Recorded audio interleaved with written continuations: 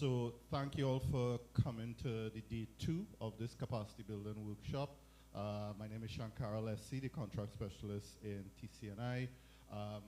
Yesterday we had a very engaging session on the ADB program, and today we're now going to be transitioning to the World Bank program before we get into the topic-specific capacity building sessions, starting with procurement. All right. Procurement is one of the parts that we found there really is need for some explanation to make sure that contractors are familiar with the processes involved in submitting bids to international financial institutions. In this case, the programs in question are for ADB and World Bank. And we want to make sure that you all are familiar and understand exactly how you go about doing that and submitting and how you go about getting qualified. We have the pleasure this morning of having the World Bank team, Nick Williams and Kitty, and they are going to be talking specifically about the World Bank program, and I will talk about the prime and score, which is the roads aspect of that program. So this morning we just want you to listen. Again, comments and questions are welcomed at the end of the presentations, and then after I present, we're then going to transition to Serge, who's going to do the in-depth procurement session. All right. So without further ado, let me hand over to the World Bank to then take you through the World Bank infrastructure program.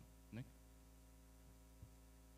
Yes, thank you, Shankara. That was well-versed overview of what we'll be speaking about today. So for those of you who don't know me, good morning. My name is Nick Williams. So today we're here to present on why you should bid on World Bank contracts.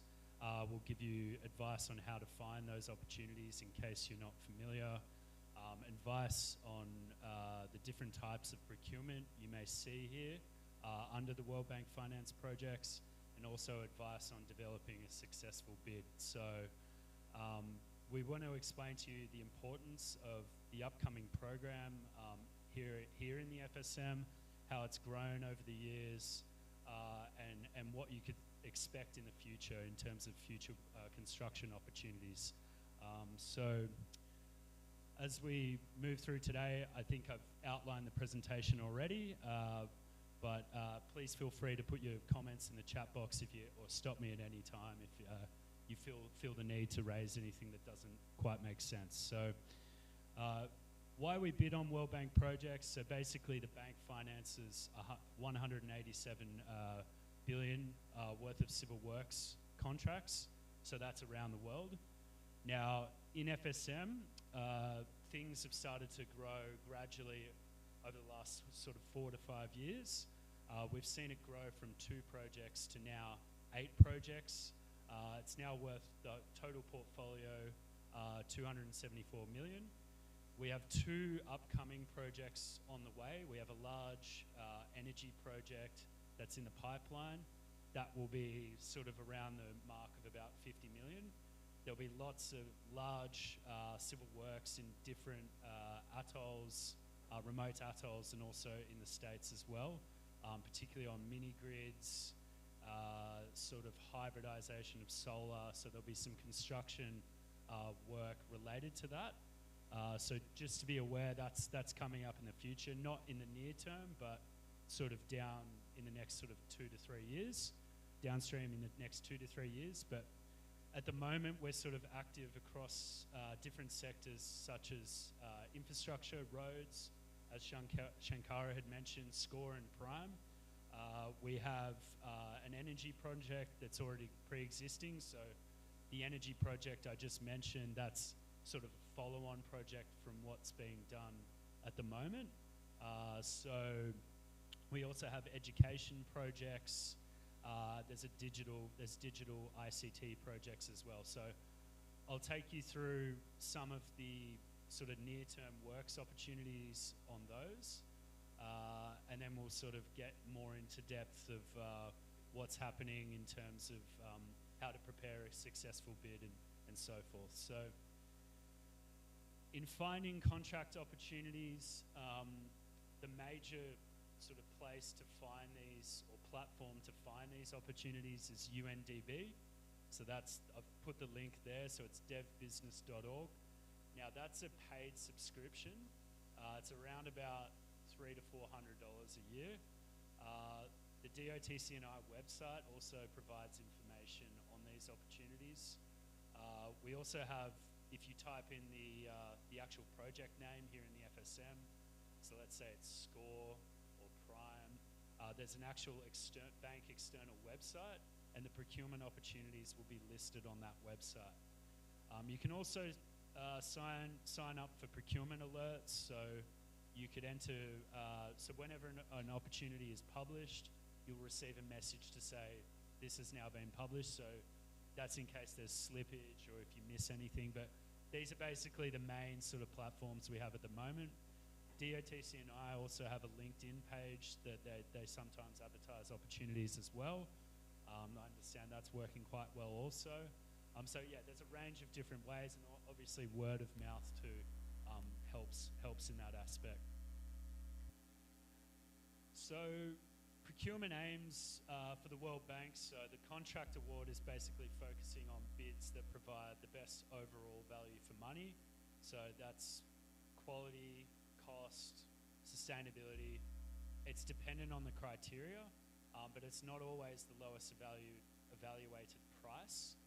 So we now have what's rated criteria, so that's evaluating on non-price factors, so technical criteria such as, let's say for example, local content or use of local contractors or sustainability. So dependent on the importance and the weighting of each of these aspects and criteria, that weighting will then go in the evaluation itself. But just to mention, this is now mandatory for all international competitive bidding, but not for the local sort of small works. So that's still, you would still need to prepare a methodology, method statement, that type of thing, and provide a price or quote, but it's not a full technical proposal per se. So, and now just talking about some of the types of bids. As I mentioned, RFQ, that's comparing 3 quotes. Okay, that's for small works, so it's basically an RFI, preparation of a quote. The PMU or the implementation agency would then compare those quotes, but the response to the RFI is not considered an actual offer. We have RFP, so that's when the market proposes the solutions. If, let's say, the IA doesn't actually know how to solve the problem or how to address what the needs of the scope of the project are for. So that's a more complex process that can take up to 12 months, 10 months, depending on how efficient it is. RFB is quite similar. Both of these would use rated criteria, just to say. That's sort of more of assessed on a pass-fail. Price is usually more important, but that weighting would go in the actual evaluation itself.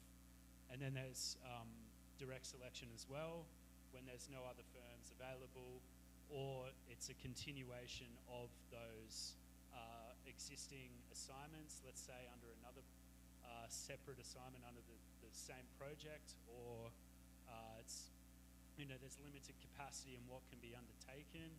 There's only available resources based on that one firm.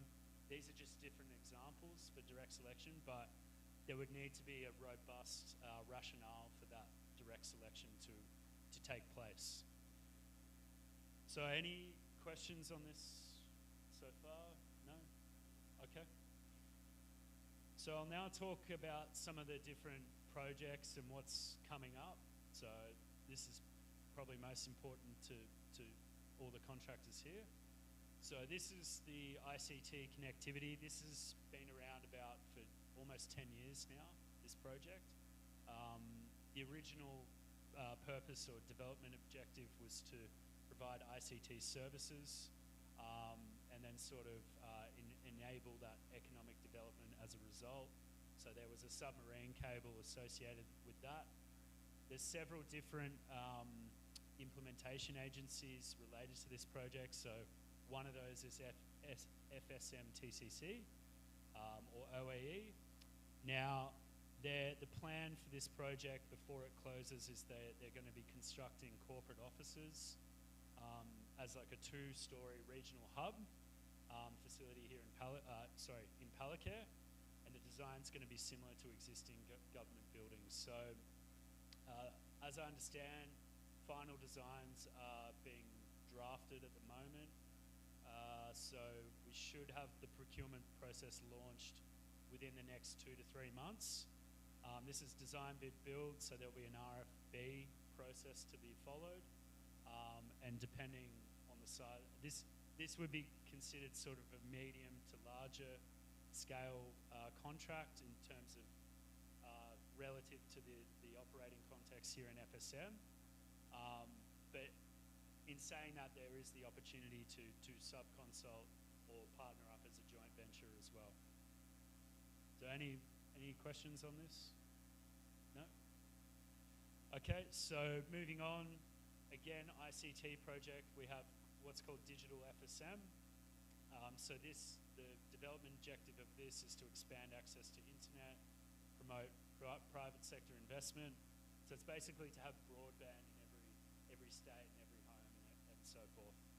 And then have digital government services across all whole of government.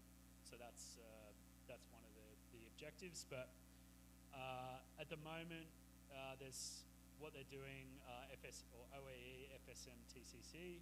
They're needing civil work to be done. So there's construction in terms of narrow trenching to be done and laying ducts to have the fibre optic cables running through these ducts. So these are small RFQ works, as I understand. It hasn't been finalised, the designs of how or delivery, how that's going to be done. But this should be launched in late 2024 and throughout 2025. So again, this is upcoming. It's not in the near term, but something to expect shortly.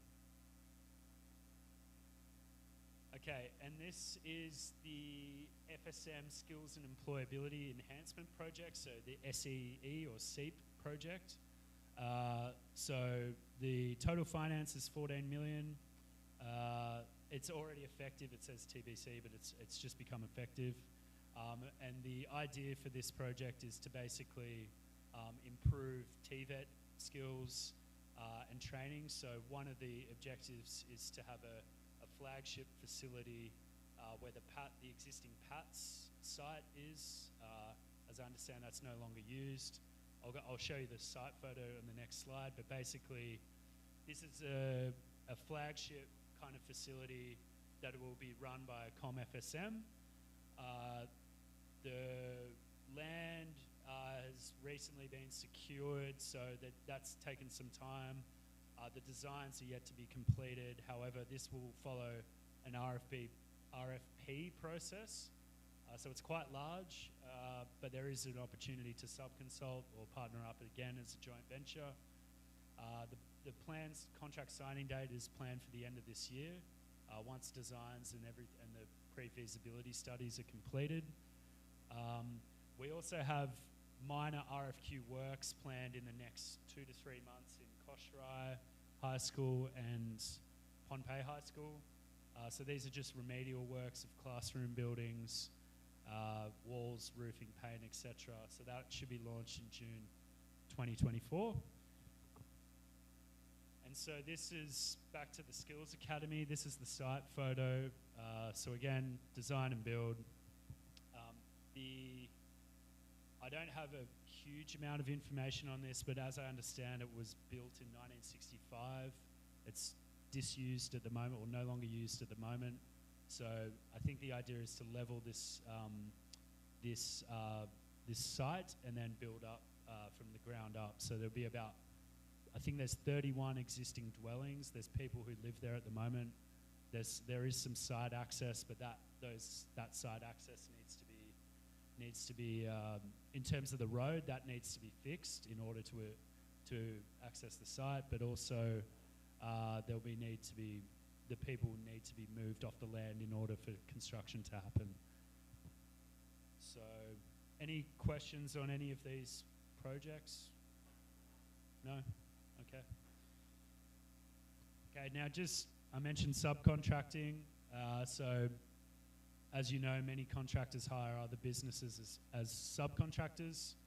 So by working as a subcontractor, you're working on World Bank projects, you gain that experience, and then that can be used during evaluation as a prerequisite to say, yep, we've worked on similar assignments on World Bank projects or on construction of this size and nature and complexity. And so by registering for this workshop, your firm's details will be passed on to other internationals for an opportunity, if requested. So we'll now talk about preparing to bid. So I'm now going to pass on to my colleague Kitty Villaney, who's kindly offered to present. So over to you. Thank you. Thank you very much. First of all, I have a question for you. Is anybody of you has already bid for any of the World Bank projects? Have you any experience? If not, why? Did you have any problem with the document, with the way that's done, or anything that I can? No? Okay. Let's go ahead then. Then let's try to explain to you why you should bid and give you an idea, how to read some of the documents that they are the same for all the, not only for the World Bank, but even for the ADB. More or less the structure is the same because we are using the same type of structure.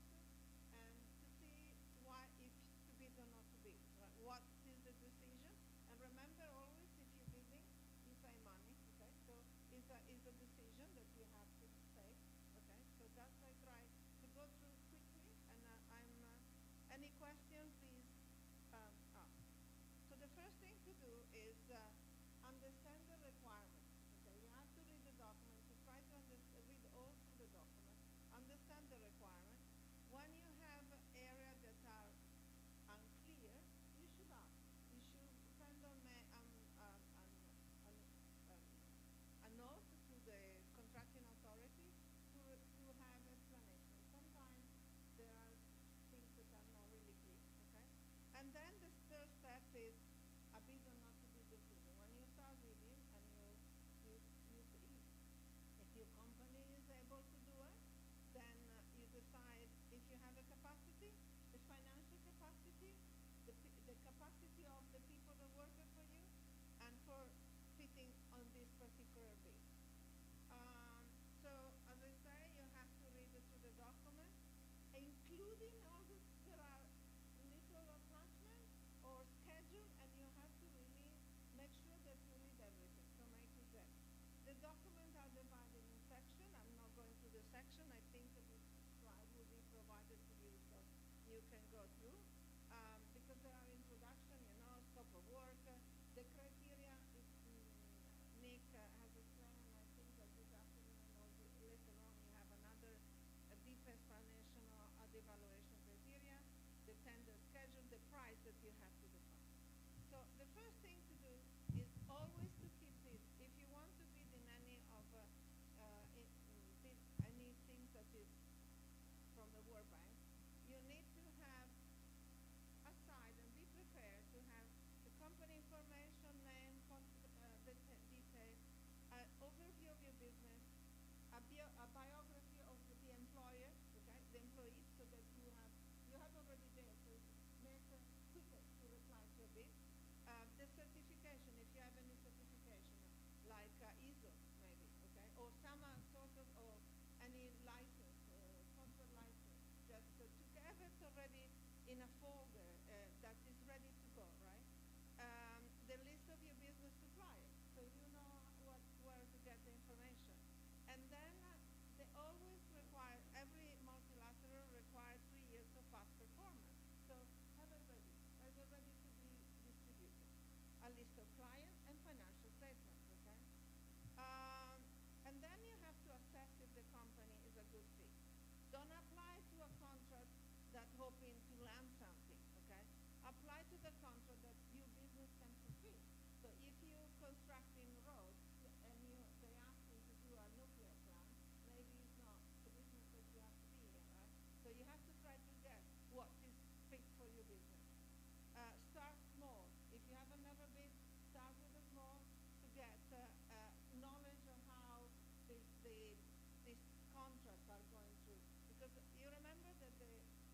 the World Bank will finance the contract, but is not the responsible of the contract. The contract is between you and the authority, okay? In this case, the Ministry of Transport and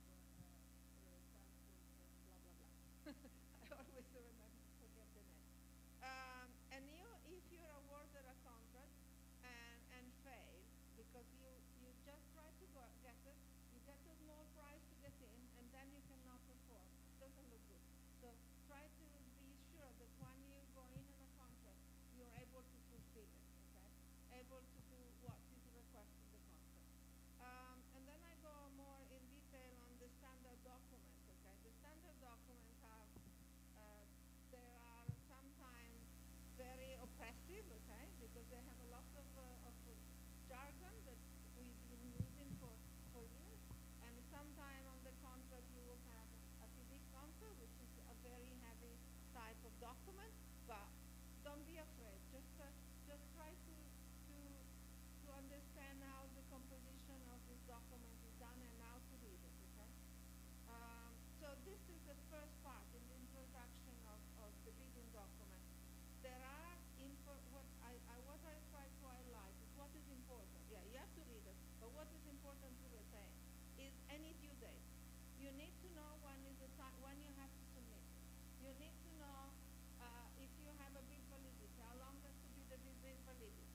You need to know the address, okay? You need to know the form. Sometimes we request this particular form with a particular number of pages, okay? Make sure that you respect it, because they ask you 5 pages, don't prescribe 10. And if they ask a form, don't try to invent a form. Use the form that's already in the bidding document, okay? There are a lot of forms, you have to fill this form. Don't try to do it your own, because you will be rejected, and you may be, your bid is fantastic, but if the form is wrong, you can be rejected. Maybe not, but depends for the evaluation committee. Then they will give you the scope of work, okay? This is the second part. The first is introduction, the second is scope of work. That is what is the project, the task, the objective, the service that needs to be supplied, the duration of the contract. They tell you that it has to be 3 months, 3 years, 36 months, the defect notification period, and all the rest, right? So you have to read it carefully. You have to identify the challenges for you, not the challenges for you. Sometimes they can say something that is not clear, so that's why you have to ask the questions. Sorry, they say that you cannot hear. And then can you deliver everything that is in the scope? So that is up to you to determine. Then there are mandatory criteria. The mandatory criteria there are capacity, capability, qualification, and experience, okay? Look at the criteria. They have scoring. You will see it. And try to look at what is the criteria that has the high scoring. 40% maybe for the qualification, or maybe for the proof. You have to, every type of contract or document has a different methodology or etc. Identify if your company can satisfy the criteria, because sometimes no. Okay, they ask you 10 years of experience and you have only 5. Don't bother. Try to join venture with somebody and go for the bid. Then other criteria is exactly the method you propose, the quality, sometimes innovation, availability of resources. You need to have a crane. Okay, if you have a crane, where you can get this crane? Can you have renting the crane or not? And then so identify if you have all these things. Then we go into the tender schedule. Okay. This is the information on the deliverable. They will tell you what has to be delivered in which time, and then it depends on the type of work. Okay. So answer every question there is in a bidding document. Do not forget to answer any question. Review it. Answer any question. Answer to evaluation criteria. Keep the answer clean, short, and concise, and make sure that they are relevant for what is in the bidding document. And now you get in the price. You have to, again, check the evaluation criteria. We go back again. research to ensure that your price is in the price range. Don't go too high or don't go too low. Just go in what is you think is relevant and is your research, and you focus in presenting a great, not even good, a great value for money. Okay, this is what is research by every MDB. MDB is Multilateral Development Bank, which the World Bank is one and the ADB is the other. Okay, and there are other in the world, but they have some is coming here. Then there are the policy. Okay, the policy is the last part. Define the term and condition, define the code of conduct, the confidentiality declaration, conflict of interest, and then they have the draft contract. Okay, the draft contract can be a FIDIC contract if it's a big another type of contract, and you have to review, because in the contract there are particular conditions that you need to make sure that you understand what there are. If you have any question or anything when you read is unclear, ask clarification. There are, but remember, there are timing deadline. In the document, they tell you when you and until when you can ask for clarification. If you're missing the date, they will not reply to you. So make sure that you have questions, you do it before the time, okay? And verify the answer, because they will reply. They are obliged to reply to you. So verify what they say. And if you're not satisfied, ask again. Your name will never appear. Will be incognito. Okay. So in the clarification, you send it with your name, of course. But when they reply to you, was reply to everybody without identifying the source. And now you get there. Should I bid or should I not bid? Actually, every proposal is a choice that you make, okay? You make a choice, and you have to take the proposal as an experience that you choose to make, and will be a cost, because you have to spend time doing this. So every time is a cost, is money. So how to make a bid or no bid decision? How much do you know? Do you know the background? Do you have internal resources that can fulfill the scope? Financial? What are the risks for you on the liability that you are undertaking? Because there are liabilities, okay? So you have to assess the risk. And then what is the probability for you to win in the contract? If you know that you don't have because one of these is not fulfilled, I said one of the things is to do a consortium or share or do a joint venture. That is up to you. And then how do you improve your score? Yeah, again, you have to read the criteria and understand, okay? Try to identify the high scoring question. If it's not clear, ask for clarification again. Use evaluation criteria to create the heading of your reply, right? So include the relevant example so you back up use diagram, use photo. The easy the proposals to read, the easiest to score. Okay. Some of the people that is really you have to start early. Yes, as soon as you get it, start to see, get supporting documentation, get the certification. The thing I was saying is to prepare it already. Do a self-assessment. Can I do it or not? And then if you have, as a team up, again, we just go to that. If you have the opportunity, go and site visit and investigate where you should be the work. Sometimes there are mandatory visits, or in the contract they require you to visit the site. Sometimes no, but if you can, just go in and understand the risk and the environmental and social impact that construction will have, and how you can defeat this. Then you have to calculate the cost. That is up to you. Okay. Verify that you miss nothing. Because if there is a bill of quantity and you miss to price one item, this price will be considered zero, right? So you will lose money. So check that you fill everything inside. On the schedule, there are different schedules. The material, there is a plan, the construction. Just fill it in, and then try again the instruction. Remember the validity date of the offer, okay? Because sometimes they ask you 90 day, 180 day, which means that the offer should be valid for all this period. Why this? To give the time to the evaluation, to evaluate all the other offers, and to make sure that the offer is still valid. And then verify the deadline. Do not miss the deadline. And this is okay. This is what you need to have to do. And the some tips for drafting. Okay. Use the heading. Make the key information stand up. So making maybe bold with the color, and start with a positive note. Each section with a positive summary of what you're offering.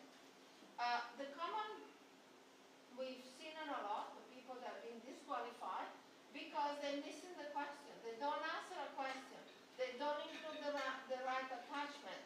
The format that they use is a form that you decide to use instead of using the one that's in the bidding document.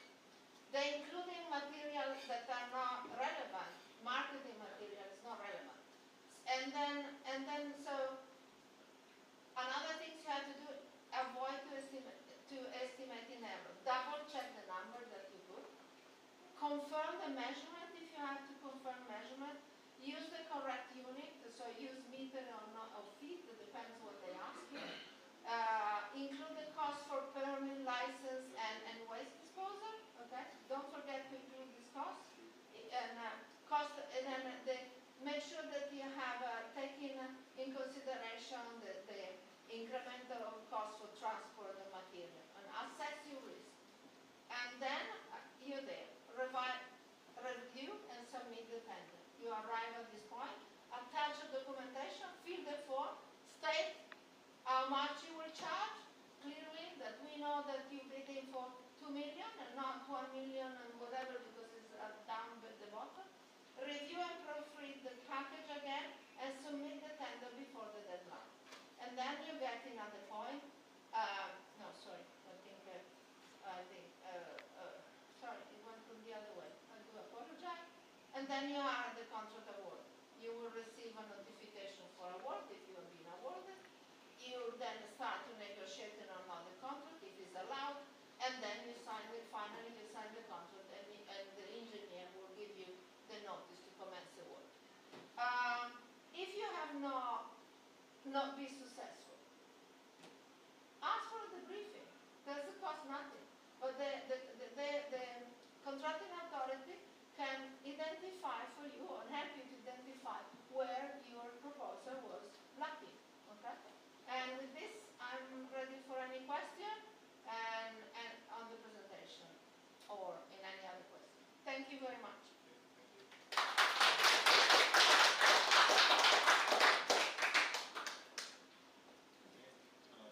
Is there any question? So, questions?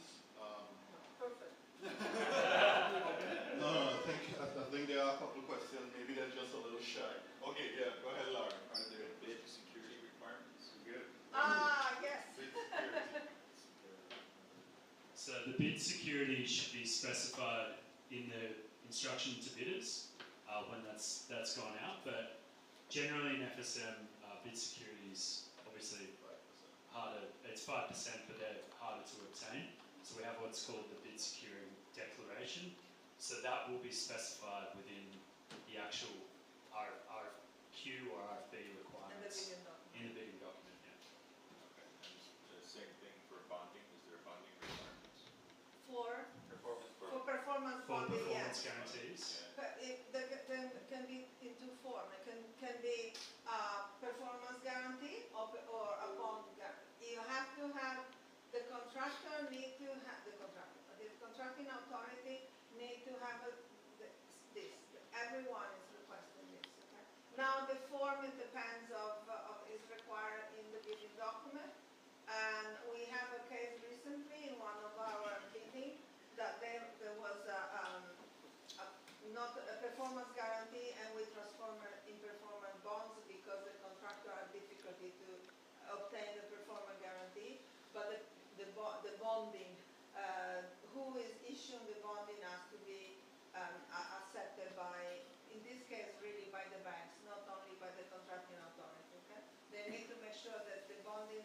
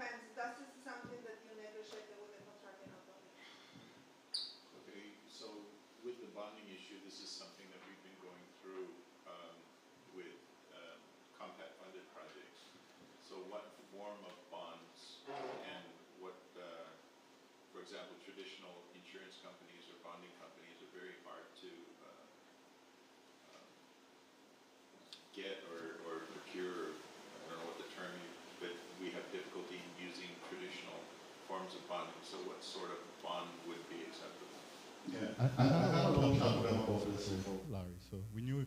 I actually almost took a bet with them that you were going to ask this question. All right. So we knew you were going to ask the question. So two things. Let me just touch on the bid security and the bid security declaration to be clear, right? Now, the bid security declaration is basically replaces that 5% bid security that you normally put in, all right? And what that is just a form that you fill out, and there are certain covenants in that form, because we want to make it as easy for you as possible to send something in. So you don't have to fight up to get a certified check or to get this bond to give you 5%. No, it's just a declaration, all right? So that gives you greater access to submit the bid itself, all right?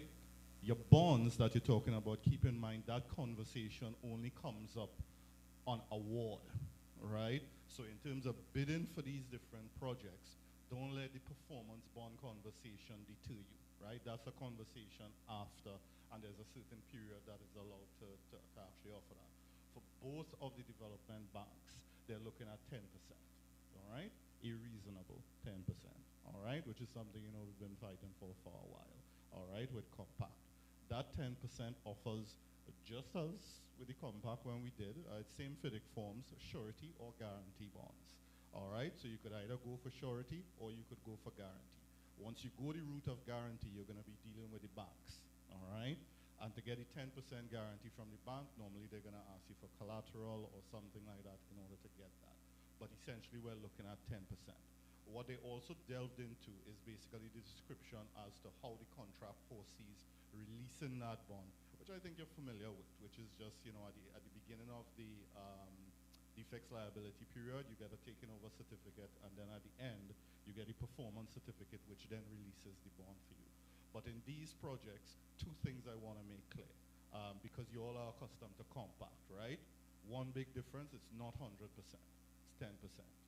Two, performance on surety, surety and guarantee is allowed, just as in Compact, right? Third thing is that no payment bond required. Okay? They're not interested in it. They just want a performance bond. So those are the three things. Anything beyond that, what I would advise is that you, as Kitty had mentioned, you put something in writing requesting that information, all right? Because each of the bid documents are slightly different, but I am trying to achieve as uniform a situation as possible. So the current ADB projects that are out, it's bid security declaration, so you don't have to fight up to get a check and whatnot saying, you just sign the bid, and the tenderer could sign that, all right? So if you are tendering, because remember when we were doing the 5% bid security early on, your bonding company was the one who had to sign off that, and that was a hassle for contractors as well. So in this case, you as the contractor could sign this bid security declaration, right? The second thing is that we're not doing 100%, we're just doing 10%, which I think is reasonable. And it's only performance bonds, and the performance bonds could be surety or guarantee. Now I know the additional specifics that you're looking for in terms of each of the details of each one. At this time, all we could say is that we will have to make some assessment of the bonding agent that you're actually doing, that it meets the standard of the contracting agency, and as they mentioned, the bank. So in the case with ADB, it will be ADB. In the case of World Bank, it will be World Bank. But any clarification that you need on that, feel free to send in an RFI, and we could start that process of looking at that and whatnot. But we're trying to make it as accessible for you guys as possible. Yeah? So then the other question that I have is, you have the ADB and the World Bank being the funding agency, but is the contract actually signed with Department of TCNI? Yes. So TCNI is the one you're going to be the implementing agency, basically. Yeah.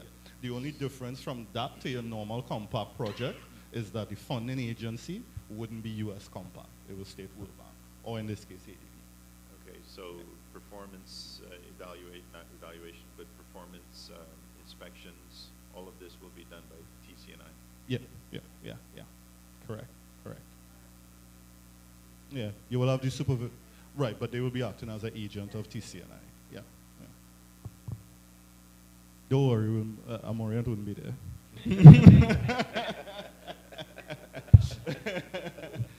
Or I could request Victor if you want. One question I want to assume that you as local contractors may want to know. which is something that I have seen, but let me ask the question on your behalf, Larry. Audited or non-audited financials? Yeah. Okay, what is the bank's position on that? Let me hear World Bank and ADB, because that, I think it changes, but in a standard sense. Is non-audited financials okay from a World Bank, ADB? And so I'll ask Nick and then Sid. Yeah, generally it's audited financial statements for 3 years, but during COVID, there was obviously a lapse in, let's say, revenue. So now they look to, for 5 years of audited financial statements to sort of have the cumulative average across those 5 years. But yeah, generally it's audited financial statements. So, yeah. For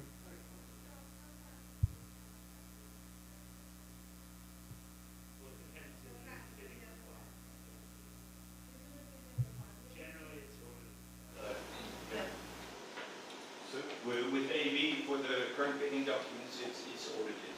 audited financial statements, and we've extended to 5 years because we know contractors in FSM, their turnover is not the same every year. It goes up and down according to the projects that arrive in the country. So we're looking at the average over a 5-year period, especially also because of the influence of COVID that could have a strong effect on turnover. But it is audited financial statements. Okay, I won't speak on all the contractors' behalf, but for myself, because of the non-competitive environment that we are in, basically there's only one audit company on the island, and they're very, very expensive, and audited financial statements do not exist for us, and not even for 1 year versus for 5 years. So that becomes a very big hurdle to overcome.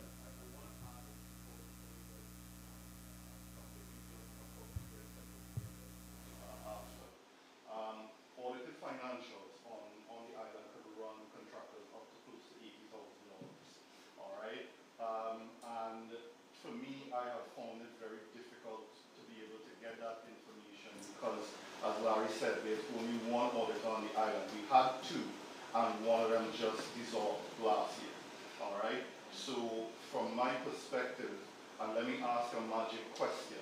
All right, and if this is depending on how you answer, I will then look at the bid documents in the back and try and see what I could do.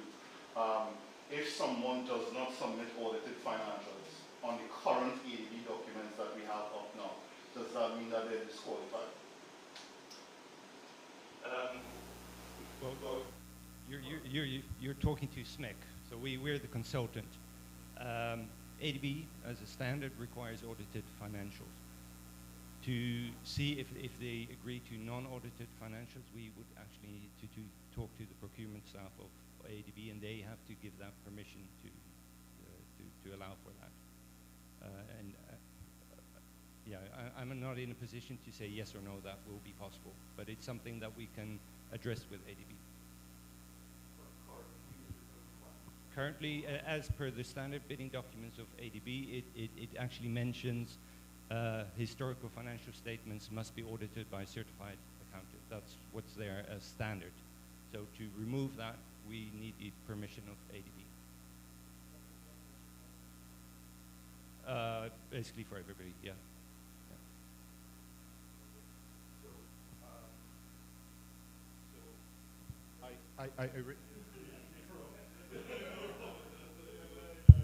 I see, yes, Serge, I mean, I see a huge problem developing here because as Larry Adams, and we know this, I mean, it's something that we've gone into again and again, and we know that I don't think any of the local contractors, whether here or even in the other states, as was mentioned, it's the cost and the fact that auditing services here is basically one company, and they're auditing everyone. They're auditing the national government. I mean, they're literally stretched out.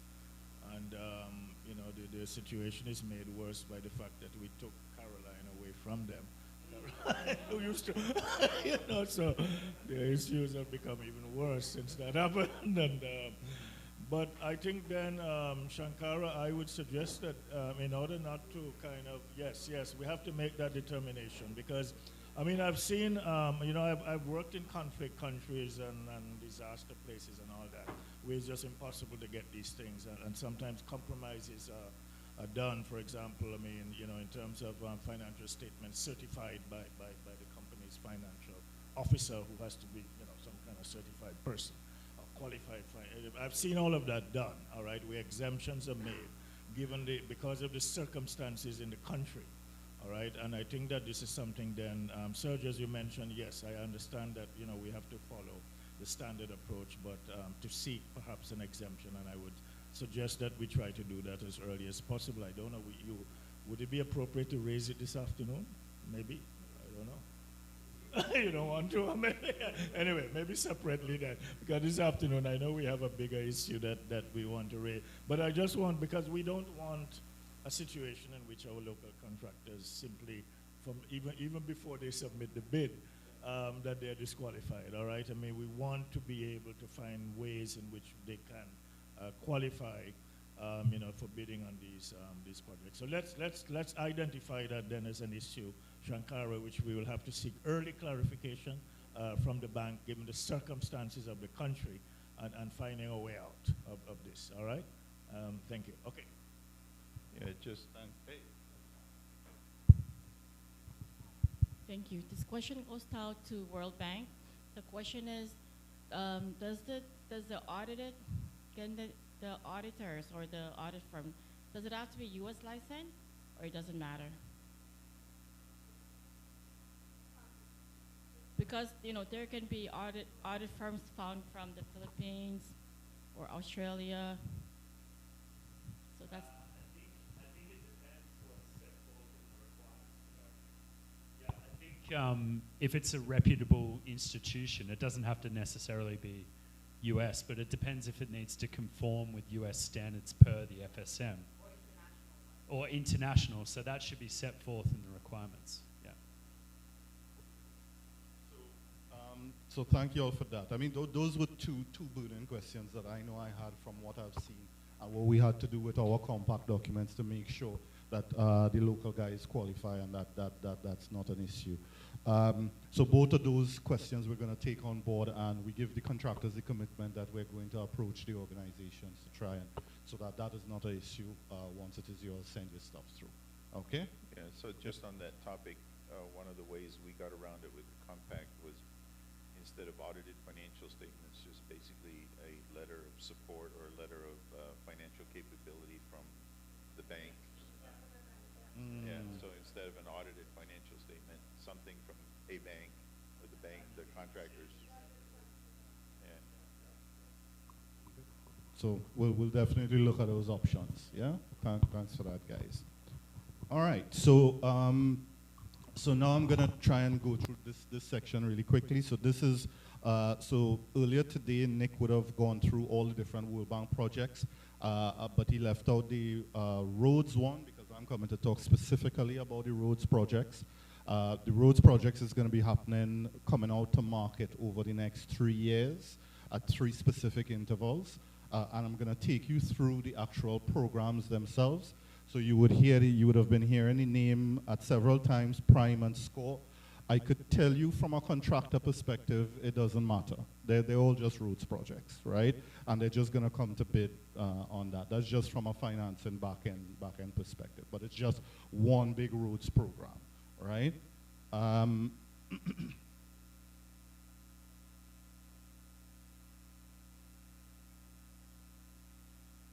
Right. So this one big roads program represents about $75 million worth of investments. Why I showed this picture is this is a picture of a contractor in Yap that's doing $40 million road runway rehabilitation in Yap, and you could see the scale of his yard and aggregates and so on that we actually had to build. And down here is the actual asphalt plant. It's quite a massive site, and that's for 40 million. So we want you as contractors to start to think about the scale of investment that you're going to be looking at for a $75 million program. and how that's going to roll out. And it's a $75 million program that we're seeing signs that may grow. You know, so we're seeing signs that you know, because the entire program itself is actually much larger than that. But just based on our current budget, it's 75 million, but we are seeing opportunities for that to grow. So in this program, there are basically 3 parts of this program, right? There's the urgent priority works, which you all may have been hearing about for a while, all right? For Pohnpei, it's Awak Bridge. For Chuk, it's the airport to Pubay Road. For Yap, it's the Monterey Twin Bridges. And for Koshrai, it's the Lela Causeway, all right?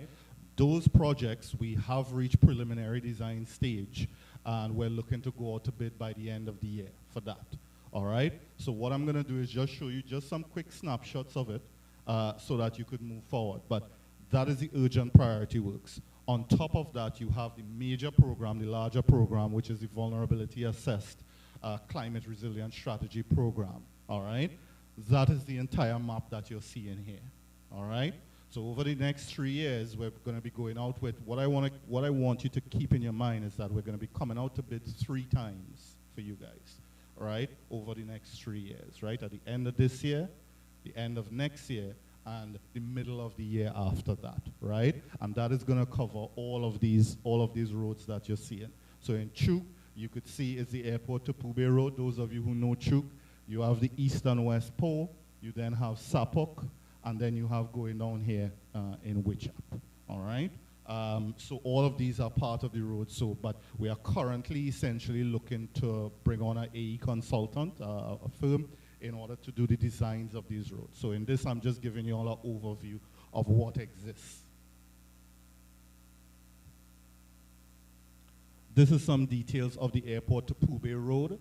So just as Martin was explaining yesterday, it's a similar design of having large culverts on the side of it.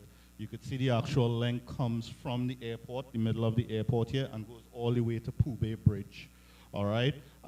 This is the condition of some of the culverts and so on that you have.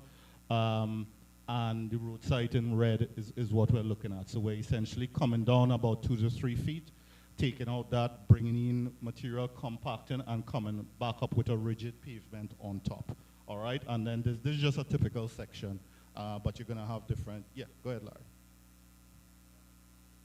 Yes. All right, when we did the geotechnical in that area in particular, the subgrade really wasn't that good. All right, so we have to basically go down, take it out, bring in imported fill, compact to 95%, and then come with a rigid pavement on top of it. All right, and with that, just as with the ADB, you have that provision for the utilities in order to cater for any relocation that you have to do for utilities as well. All right, so this is the airport to Pubay Road. We come now to Koshrai. So Koshrai, you know, is a lot of roads, but some small strips. So this is the, as I said, the VACRRS ones, and then the Lela Causeway is the actual one for the urgent priority works, which will be coming out later this year. All right, Lela Causeway. This is the very complex run of actually how the hydrodynamic flow of the water runs around the causeway.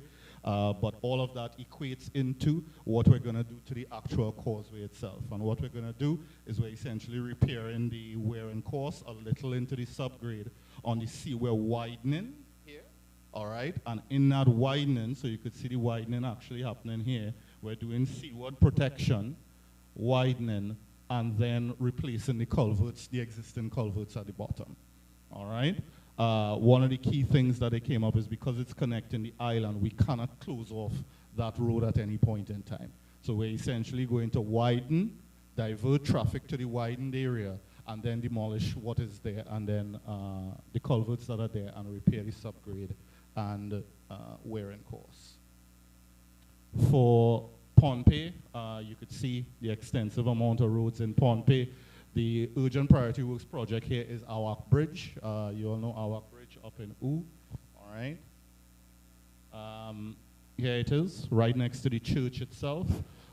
These designs are a little more advanced. You have the drainage on the approaches. It's a reinforced concrete superstructure that they're bringing in there. But you're going to have to think through as a contractor how you're going to be able to maintain traffic running on that area, where you're going to set up your contractor yard and so on, and put materials and that sort of thing. You might have to talk to the church, I guess, to maybe utilize the car park or anything like that. So then we have YAP. YAP's road is essentially on the southern end of the island. We have all of these works here, and the urgent priority works is the twin bridges, which you all know, right next to Monterey. So this is Monterey here. So the twin bridges are these two. Again, we can't close off that because, as you all know, in YAP, this is the main artery to Colonia. So we essentially will have to bring some temporary bridges here, demolish, rebuild, temporary bridge here, demolish, rebuild. All right, so this is the Donach and Taganiel bridges in YAP.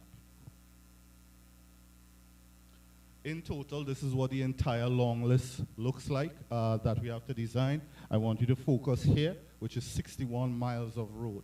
Now that 61 miles is the long list, right? Long list meaning we don't have budget to do this entire amount. The budget to do this entire amount is 107 million. What we have is 37 million, all right? So from this long list, we have to develop a short list. The short list is considering these criteria, which is currently set out for the DSS consultants. The parameters that are really going to separate a lot of the, from long list to short list, is the projects that have significant environmental impacts and the ones that have low EIRRs. EIRRs meaning if you have a road going to no one, then there's no return on building a road such like that. So your EIRR will be very low. The EIRR is based on the traffic on that road itself, all right? And once we get to the short list will be approximately 24 miles of road, all right? And again, I want to bring it back to what we mentioned. We said 3 tenders are going out over the next 3 years for the World Bank program. So the end of this year, December 2024, end of the October 2025, and then middle of 2026, all right? So those are the stretch of the projects that will cover your $40 million investment in works itself, all right? This is just a picture of when we went to YAP on the asphalt plant, the new asphalt plant that they installed. So, yeah, and this was the investment that was required for an equivalent $40 million project. So in this, let's go back one. Right, so I see you have a question. Yeah, go ahead. No, all at once, all at once. Yeah, just like the ADB, how the ADB is now goes, we went out as a program, it's going to be just like that. So it's going to be, we're going to have all, so in this case, it'll be the Twin Bridges, the Awak Bridge, Lela Causeway, and the Airport to Pube Road, all in one program, uploaded at the same time, 4 bids. So we're targeting to go out for those bids by December this year.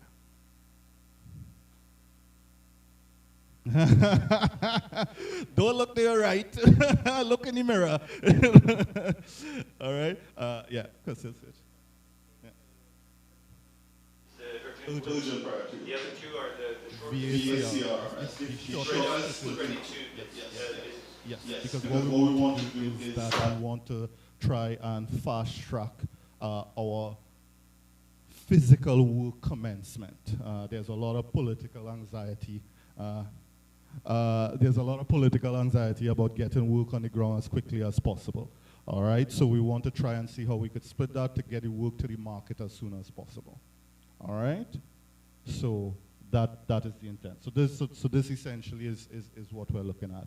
So this essentially concludes the presentation that I had. So that, because I think you all would have been hearing a lot about prime and score and whatnot, so we wanted to give you from the horse's mouth, this is the reality of what's going on now. So it's basically 3 dates you're going to be looking at. You're going to be looking at the end of this year, October the year after, and then June the year after that. Of course, once I set dates, I try to go ahead of the dates, but let's just say these to be safe for now. All right, and as I showed you before with each of the projects, we've reached preliminary design stage already. And these dates is essentially when the bid documents will be cleared by the bank and allowed us to go out to bid itself. All right? I don't know if we have any other questions. No good? Claire?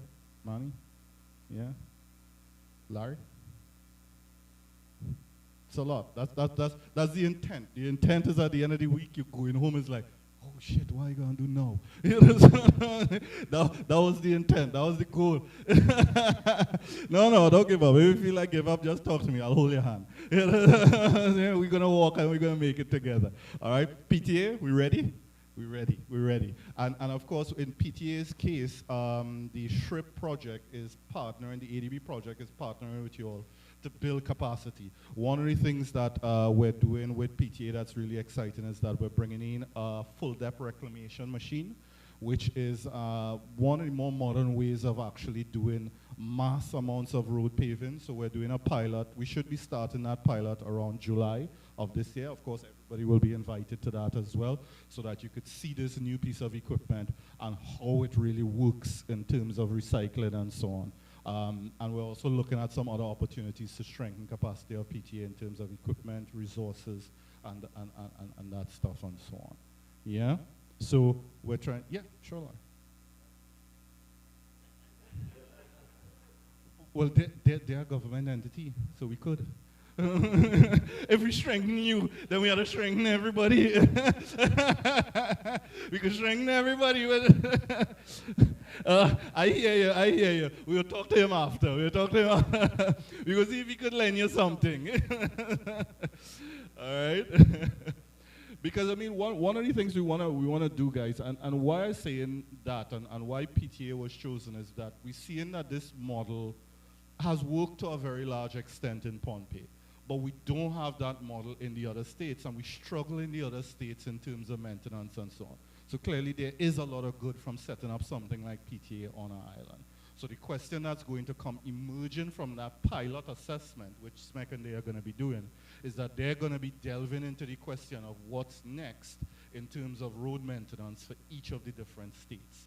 Right? Because a lot of the things that's been floating around in FSM for a long time is, well, let's set up a PTA on each of the states, you know? So this pilot is going to be able to answer that question, but with data. You know what I mean? Is it really sensible to do that? What sort of investment are we going to look at? Or is it better for PTA just to supply services across FSM? Which means we'll probably have to buy a boat for them. You know what I mean? Or Larry will lend you Kiowa. All right? So we'll be looking at those options in a bit. Okay? So so with that, let me stop there. It is 10:25. So let me give you all just a quick 10-minute break for tea, and then we'll start back at 10:40. Where Serge will come and talk in detail about your ADB bids and what you need to do in order to qualify for the ADB bids. All right? So a very important session coming after. Thanks, guys.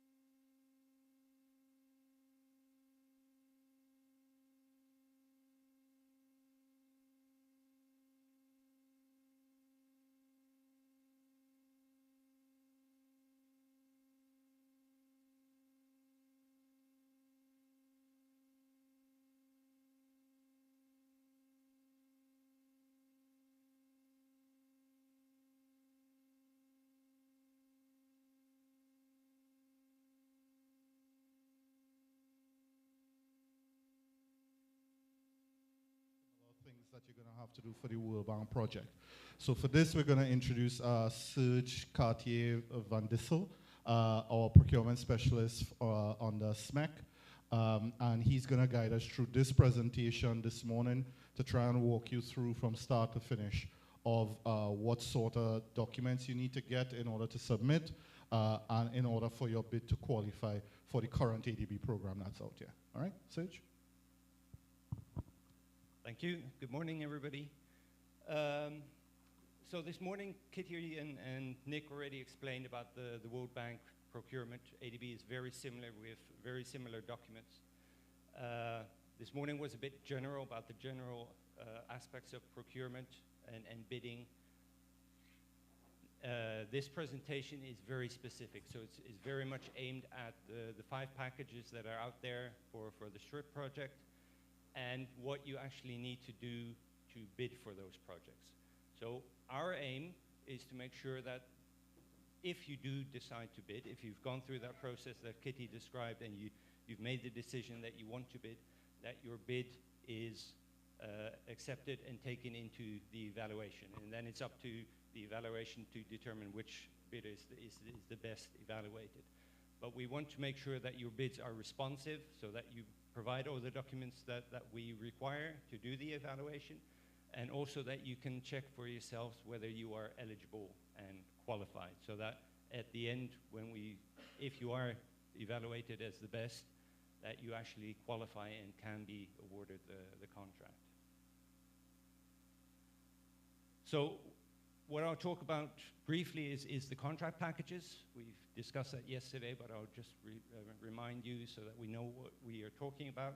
Then we talk about the responsiveness, again, that we get the documentation from you that allows us to, or actually allows TCNI to do the evaluation. Then we have the evaluation.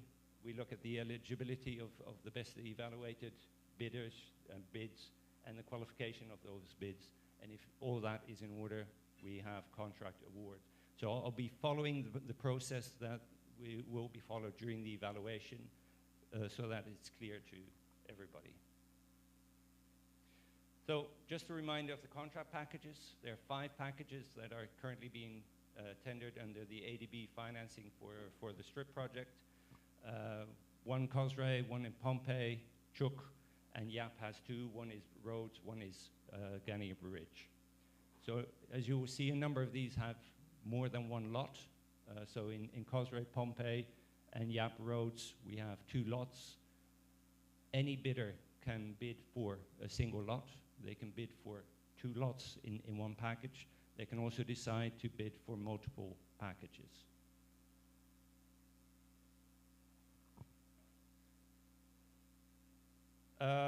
Just on the bid submission, we noticed that there's a difference between the invitation and the website, which talk about 23 May, and the bidding documents, which talk about 22 May.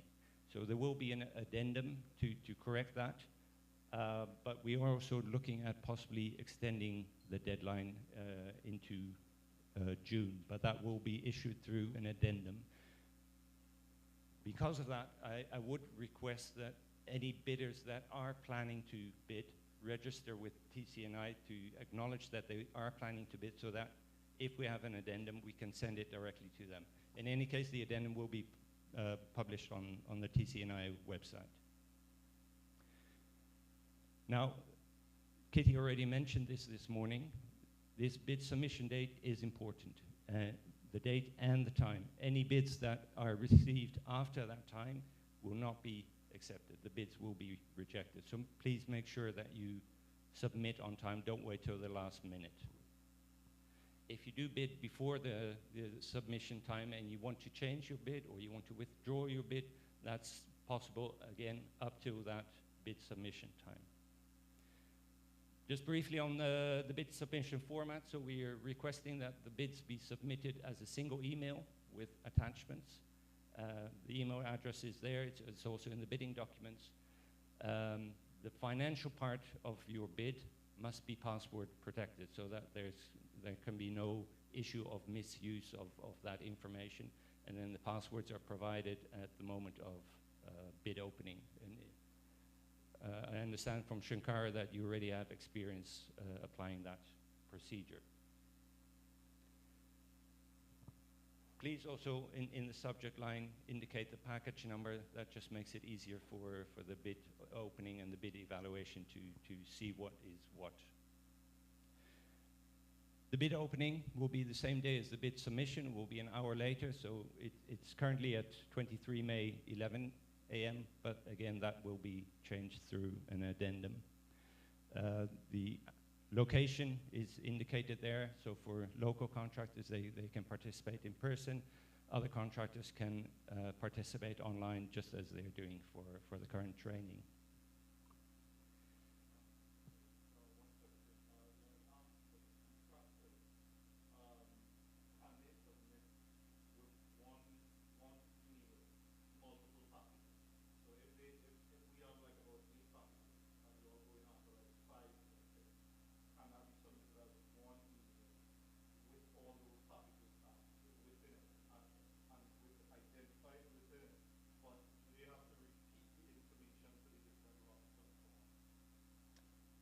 I would strongly suggest that you submit the bids as individual packages, because each bid package will require a separate letter of bid.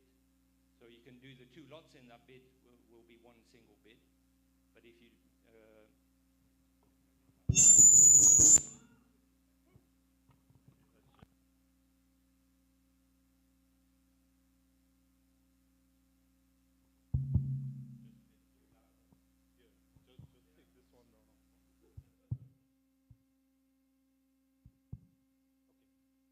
1 lot or 2 lots, it can be 1 email, and another email for the other one. They will be evaluated separately anyway. Yep. So during the bid opening, we will have the passwords and we will open the financial statements. The bid prices will be read out loud. Any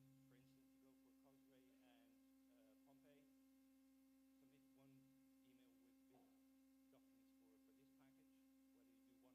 indicate in your letter of bid, and I'll come to that, will be read out loud. And the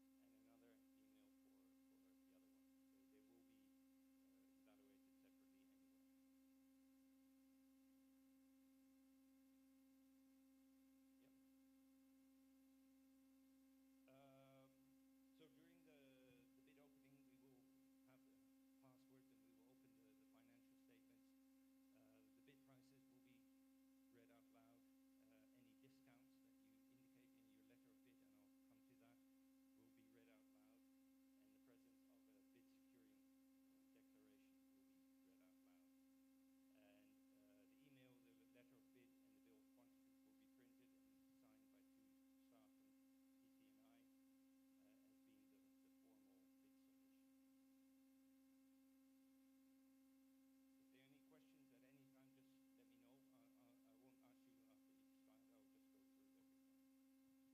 I'll just go through everything. So up until the bid submission, or actually 21 days before the bid submission, as was mentioned by Kitty, there's a cutoff date for any clarification questions. You can ask any clarifications, any questions that you have about the bidding process, about the information for the different packages, etc. You can ask through the TCNI PMU email address. Again, this is mentioned in the bidding documents. So we have a couple of questions already raised during this workshop, which will be addressed and responded to. And as Katie mentioned, all responses will not mention who asked the question. It will simply respond to the question and provide that information to all the contractors that we know are interested in bidding, and will be published on the TCNI website. So at the moment, we have 23 May, so then the cutoff date is 1st of May, but with the addendum, we will indicate the new submission date, and also the new, that will change the latest date, last date that you can request for any clarifications. But as Kitty mentioned, if you do have any questions, just ask them, and we will try to respond to them as clearly as possible.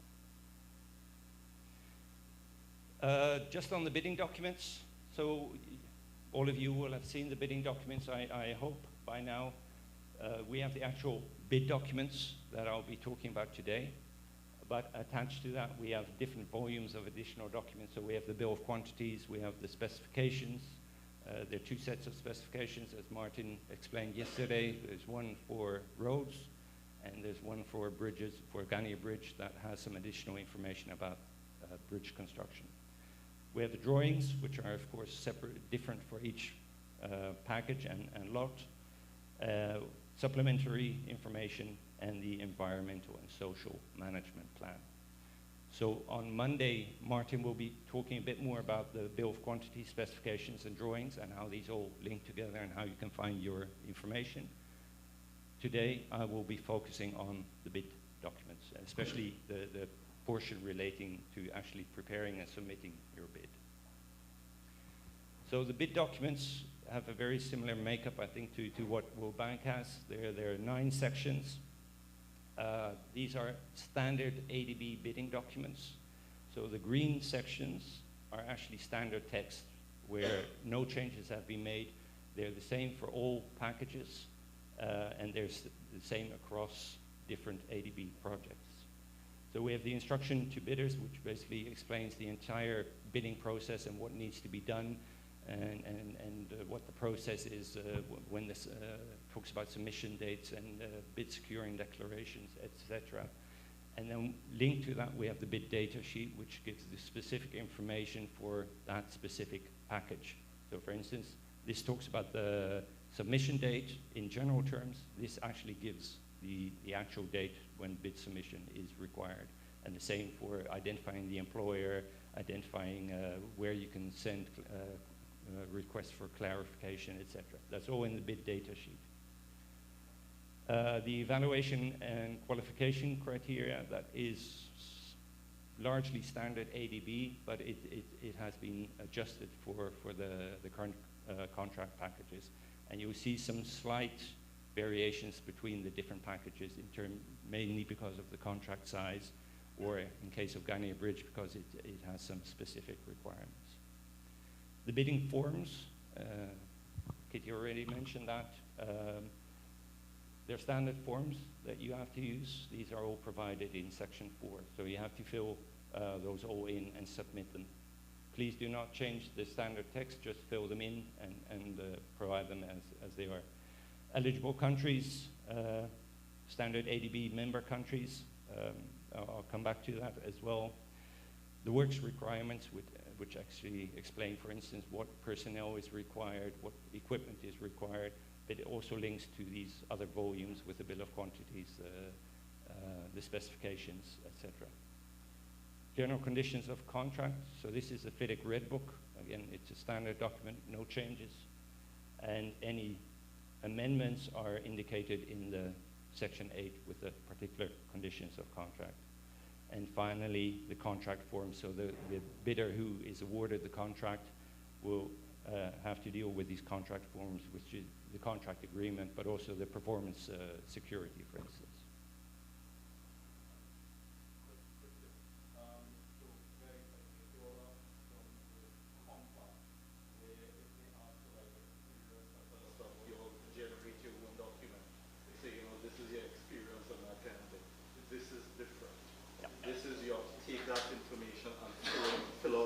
In those bidding forms, in section 4, you will see one for like experience. So you actually have to list it, and they will ask like dollar figure and that sort of thing. I think there's about 6 or 7 forms. I think one for equipment. There are quite a lot of forms. Yes. Yeah. So it's equipment, and he'll go into the detail in it. But I want to be clear: you have to fill out the forms, right? Yeah. Even if you have it, other than that, you could get disqualified for it.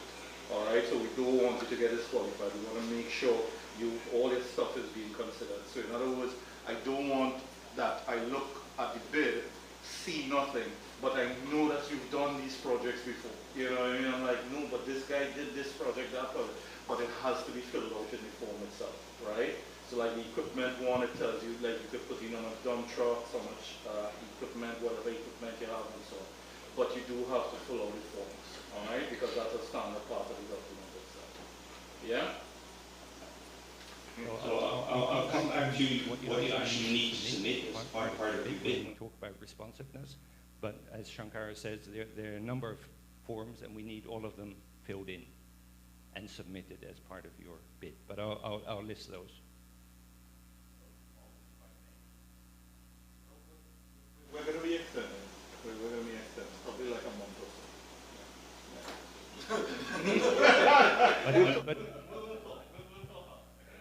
But I mean, these are the standard documents. So this is just the information that's provided to you. What we need from you are those forms, and those are one-page forms. They're not very difficult, but you need to provide some.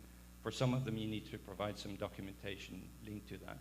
The only thing which you actually need to prepare yourself is the technical proposal. So the contents are mentioned, but you have to provide the text. There's no standard format. But I'll come to that a bit later. So the bid evaluation process, so this is the process that will be followed by TCI when the bids are submitted. The first thing is that we look at responsiveness. So we look at, did each bidder actually provide those forms? Did they provide the technical proposal? Did they provide the bid securing declaration? If all those documents are in order, then the bid is considered responsive. If there are issues, then we need to see how important are those issues. Can we resolve them without affecting the competition between different bidders? Next, we go to the evaluation, where we actually look at the bids, the financial side, but also, as Nick mentioned, there's some technical evaluation as well in this process, and we determine which is the best evaluated bid. And for that best evaluated bid, we're then going to look at eligibility. Is that bidder eligible? And we're going to look at qualification. And if that is all in order, then we can award the contract to the best evaluated bid. If that's not in order, it means we have to go back to the next best evaluated bidder or bid and do the same process again. So I'll talk about each of these stages separately so that you understand exactly what needs to be done there. So responsiveness is making sure that the bidders have submitted all the documents required under the bidding documents that allow us to actually evaluate your bids and compare the different bids. So the bid documents to be submitted, there's a signed letter of bid, the bid securing declaration, the filled in bill of quantities, written authorization to sign the bid, that whoever is signing the bid, we know that that person is representative of the company concerned, the bidder qualification forms and documentation, the technical proposal, and if you have a joint venture, a copy of the joint venture agreement, or at least a letter of intent of the different joint venture partners. But that's only if you have a joint venture. So I'll go into each of these. Letter of bid, there's a template included in the bidding documents. I'll shift a bit between the presentation and the actual bidding documents just to give you an idea where everything is. So this is the bidding document. Let me see, where are we? If you go here, section 4, well, you can't really read it, but section 4, there's a letter of bid, and there's a template there. Do not change the text. There's some areas indicated between brackets where you have to fill in your information, for instance, the price that you're bidding for. For the rest, do not change the text, only add your own letterhead. And of course, you need to sign the document. So,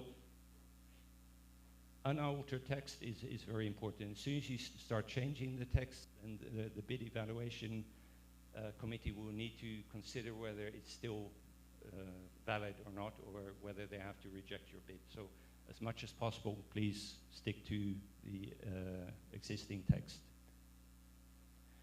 It must be signed. If it's not signed, then the bid is not considered responsive, and the bid may be rejected. We also need the total price that you're bidding for has to be included in that letter of bid. Now, this is an important part that is not very strongly reflected in the bidding documents, and I want to highlight it here, especially because we are talking about different packages and different lots. So I can imagine that if you bid for instance, if we take Cosray, you want to bid for both lots, or even Pompey, you want to bid for both lots. But if you only win one of the lots, your price may be higher than if you win both of the lots. So this letter of bid allows you to indicate the price for the two lots, but it also allows you to indicate that if you win both lots, you may give a 5% discount or a 3% discount or whatever percentage you want to apply. What you do have to indicate in your letter of bid is what the method is for calculating the discount, so how much percent or what value, and what the conditions are for applying that discount. And that can be, for instance, if you win 2 lots, there's a discount, or if you win 2 packages, there's a discount. Anything that you want to put in there, you can put in there. Those discounts we'll take into account when we're doing the evaluation. The bid securing declaration, that was also discussed, so there's no bid security in the 5 packages. All we require is a signed bid securing declaration. So again, standard bidding in the bidding documents, you have here the bid securing declaration, standard text, needs to be signed by you, but do please take into account the implications of signing this. It's not just a document as to I will, my bid will be valid for 240 days. If for some reason or other we find out you withdraw your bid, you're awarded the contract and you don't sign the contract, for instance, it does mean that you will be ineligible for future contracts for a period of 5 years. So there's no cost involved, but there's implications if you do not comply with the bid validity. So it's only applied if after the bid submission date has passed, you withdraw your bid. You can't do that. If you're awarded the contract and there's some arithmetical errors that are corrected, and I'll come to that later, and you don't accept those, if you are awarded the bid and you don't sign the contract, or you don't provide the performance security, and if you are awarded the bid but you don't provide the domestic participation declaration, and I'll explain later what that is exactly. So it works the same way as a bid security, only the implication is not that you lose your money of the security, but that you'll be ineligible for bidding for contracts for a period of 5 years.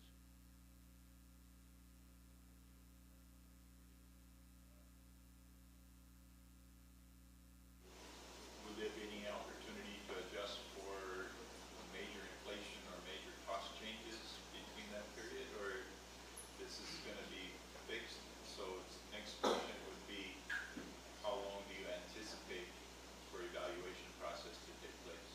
Would it be close to 120 days, 200 days, or? 240 is really the maximum. We would be hoping to do it much quicker than that, but we know the reality that there can be issues. In principle, there's no adjustment for inflation, but if we see that the market for certain materials, for instance, changes drastically, that's something that can be discussed at that point. But in print, there's no adjustment.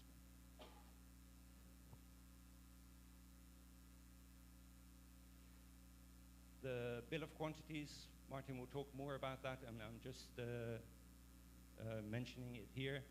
So again, you have a PDF version of the bill of quantities. You are provided with the bidding documents, an Excel version of the bill of quantities that you can fill in easily. Do not change the text. If you change the text, it may lead to rejection of your bid.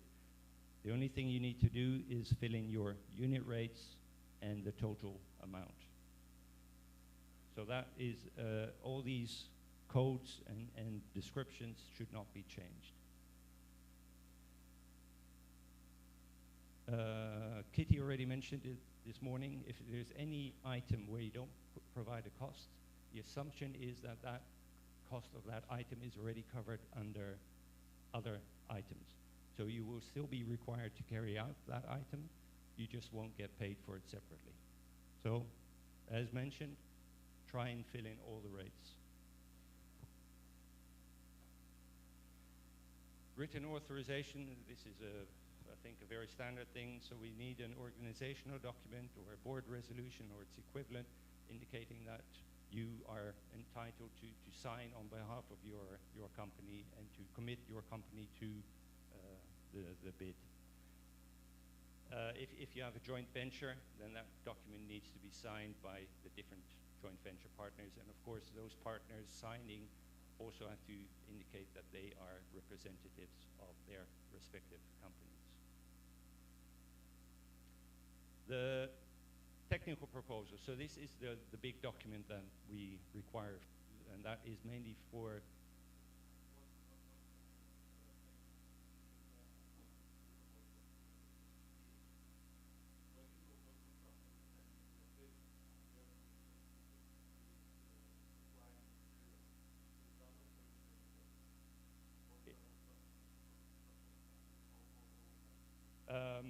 well, PTA specific, but if their role is, it's basically up to the companies to decide whether they want to team up with another company as a subcontractor or as a joint venture.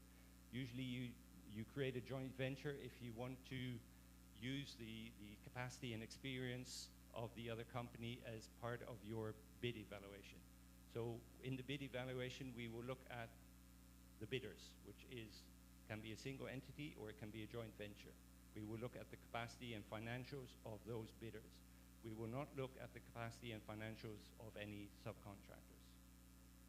So if you feel that your company is a bit weak and may not meet the qualification requirements, you can team up with another company and together you can meet those qualification requirements. So that would be the objective of creating a joint venture. But in the case of PTA, for instance, I would expect that you have a subcontract with PTA to provide asphalt or to carry out certain works for the main bidder. And that main bidder can be a single entity, it can be a joint venture.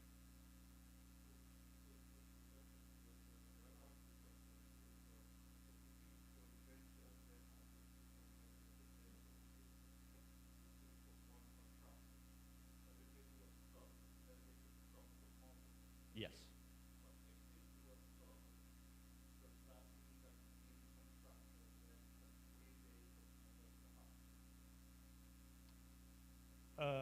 Yes.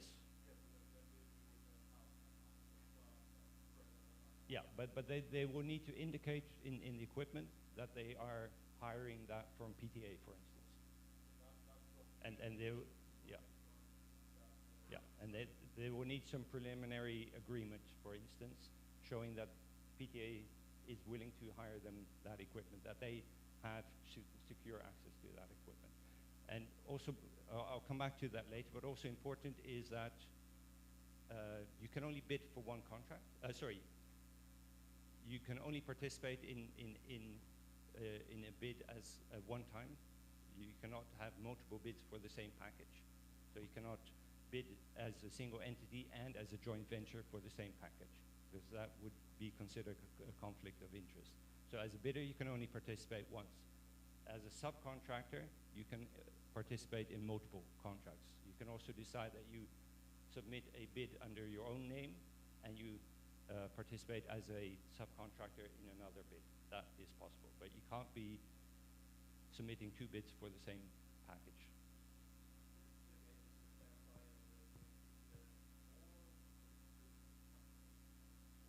Yes. Yes.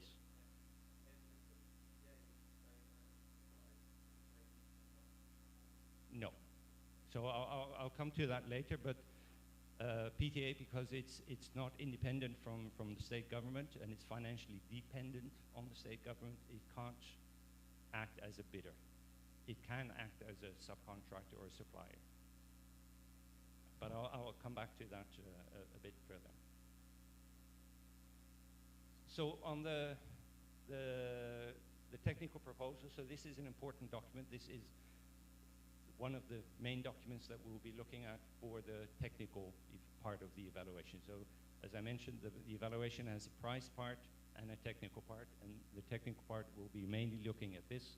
We'll be looking at personnel, and it will be looking at the general technical proposal, whether the contractor has a solid approach to carrying out the works and organizing the works. So it includes 2 forms, one for personnel and one for equipment, and the rest is text to be prepared by the bidders on method statement, mobilization schedule, construction schedule, some plan on utilities management. It doesn't have to be the full plan, but at least that gives a good understanding of that reflects a good understanding of the times involved and the entities involved and how that will be organized. We have the contractor environmental and social management plan that we don't need the full CSMP yet. That will be required once you are awarded the contract, but we do need an outline, again, to reflect that the bidder actually understands what is required and the costs and the time involved in those requirements. And then there's an environmental health and safety code of conduct that needs to be signed by the bidder and the employees of the bidder. Again, this is all listed I'll come to you just a second. It's all listed in the bidding documents. So we had the bid securing declaration. Under that you have the bill of quantities, and then the technical proposal that lists all the different requirements and provides the forms where these exist.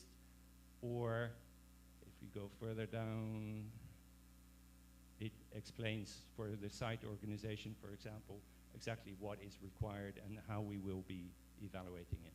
Please. Could you elaborate a little bit on the requirements of the social and CSMP? Because we've never had to deal with that in the past, and so if you could elaborate on what requirements are there. Yeah, I'll just pass to Martin, but we have a session on Monday that will go into detail on the CSMP. Yeah.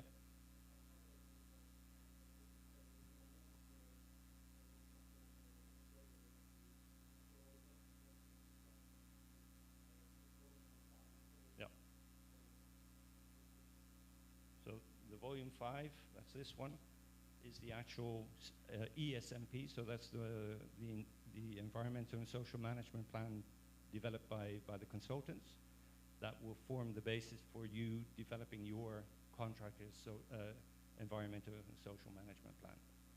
But for the bidding, we're just requesting an outline that explains, that reflects that you have read this, that you understand it, and that you know the implications, so that there are no surprises if you are awarded the contract and you need to prepare the full CSMP, that there are no surprises there. But Martin will be explaining that in detail on Monday.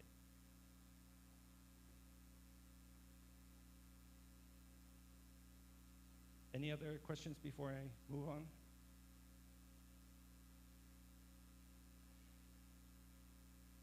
Shankara mentioned forms. These are all of them. Again, there are quite a few of them. It does end here, but most of these are one-page forms.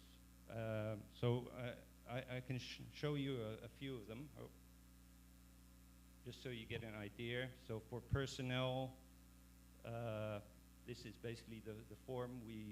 There are a number of key personnel required, and we require you to indicate the position and the name of the person. And of course, attached to that, we require that you provide a resume, a CV for those proposed personnel. And equipment is similar. There's a list of equipment in section 6, if I'm not mistaken.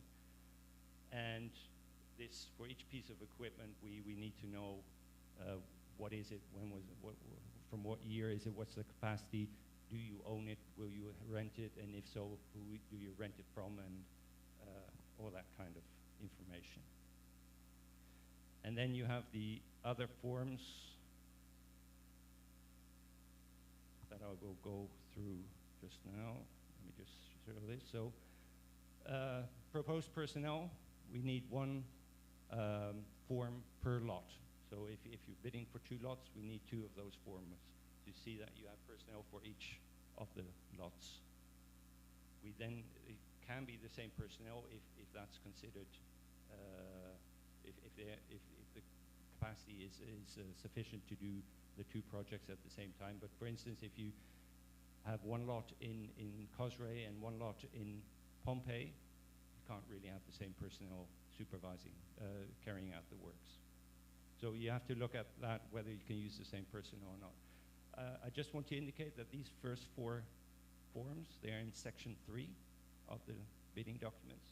All the other ones are in section 4 of the bidding document. So it's a bit confusing why ADB has done it that way, but that's the way it is. So the resume of proposed personnel, of course, we need that for each proposed personnel member that you are including in your bid. We need a separate resume. Environmental health and safety code of conduct, we need 1 per person, signed by that person. So that's a standard form. They just need to sign that they've read it and agree with it. Equipment, we need 1 per lot, but basically 1, I'm not sure why it says 1 per lot. It's actually 1 per unit of equipment. The bidder's information sheet is 1 per bid, so basically 1 per package. Even if you're only bidding for 1 lot, we need 1 of these documents that just says who you are and that you're entitled to sign. If there's a joint venture, we need a joint venture information sheet. If there's no joint venture, you don't have to provide this. Then we have information on historical contracts, performance, if you've had any problems with environmental health and safety performance, and the 3 financial documents. So the main one is this one, the average annual, the historical financial performance. That is what we were talking about this morning, about audited financials and whether that's necessary or not. So we'll come back to you on that. But that's only for that form. For this form, it's basically taking the information from there and looking at average construction. So let me just go through these forms. It's maybe easier. So again, the bidder's information, that has information on the names, the addresses, type of organization, and of course, there are a number of documents that need to be attached to actually show that that bidder exists and is what it says it is.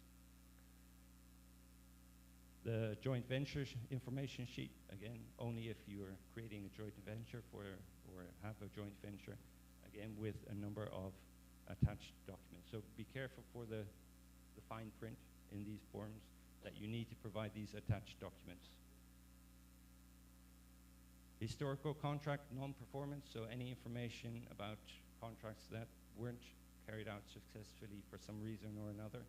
I'm hoping you don't have those, but if you do, you need to provide that form. Even if you don't, you need to provide the form and indicate that you don't have non-performing contracts. Same for the environmental health and safety performance. It just basically asks if you've had any environmental health and safety issues in previous contracts. So again, standard forms, these things in brackets is the only thing that you need to enter information. So this is the one, the historical financial performance, where we're asking data for 5 years, because we see that there's a lot of variation between years on turnover and number of contracts that contractors carry out. So we give you a longer period to allow you to include larger contracts. So at the moment, again, it talks about attached documents, and at the moment it talks about financial statements that have to be audited by certified accountants. We will see if we can change that to something that is more realistic and acceptable to local contractors. But that will be issued through an addendum.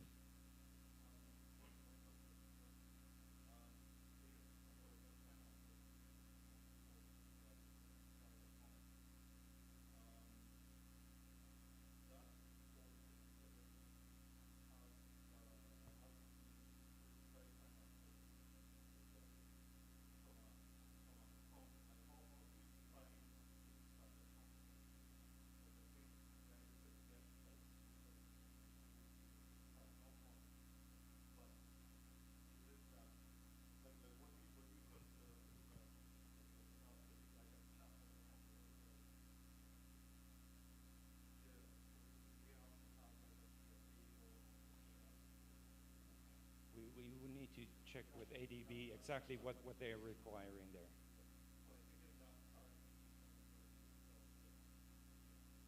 Yeah, yeah. But we need to find, we need to get the agreement of ADB to put something there or to interpret this clause as something that is doable by local contractors. So that will be our aim, but that will be a discussion with ADB. And again, that information will be either, if we keep the clause as it is, but we interpret it as allowing for simple certification, that will be provided through information, a notice to the contractors. If we need to change the clause, then there will be an addendum to the bidding documents. So these actually need financial statements. The other financial documents are just basically taking information from there and providing it in a different way. So we're looking at average annual turnover, or actually annual turnover for the different years to calculate the average annual turnover. So this is an important qualification requirement, and I'll come back to that at the end of the presentation when I talk about qualifications. But this is an important qualification requirement. And the other one is the availability of financial resources, that you have to indicate what financial resources you have of your own or that you have access to.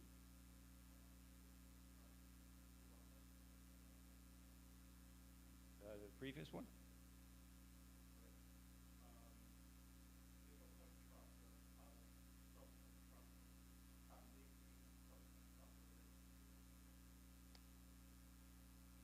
That's a good question, to which I do not have the answer ready. Maybe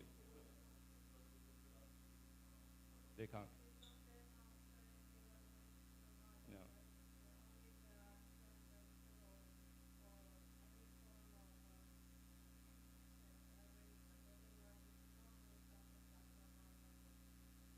But in the availability of financial resources, if the subcontractor comes with financial resources, that can be.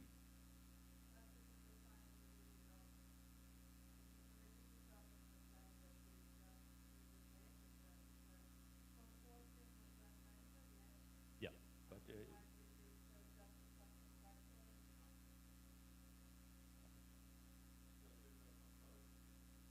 yeah.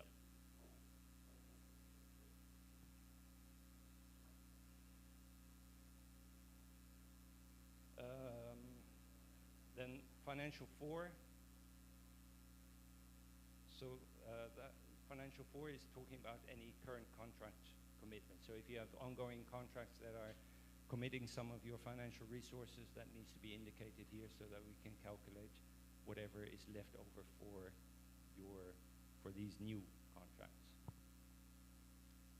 And then the last one is actually a self-assessment tool that basically takes all of that information and gives you links it to the actual requirements. So the numbers filled in here are the actual requirements, qualification requirements, so that you can compare your situation to the qualification requirements, and again come to that, should I bid or should I not bid?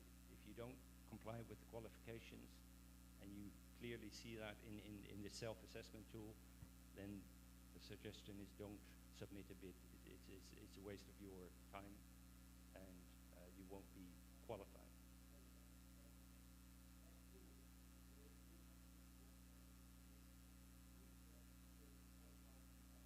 Yeah. Yeah.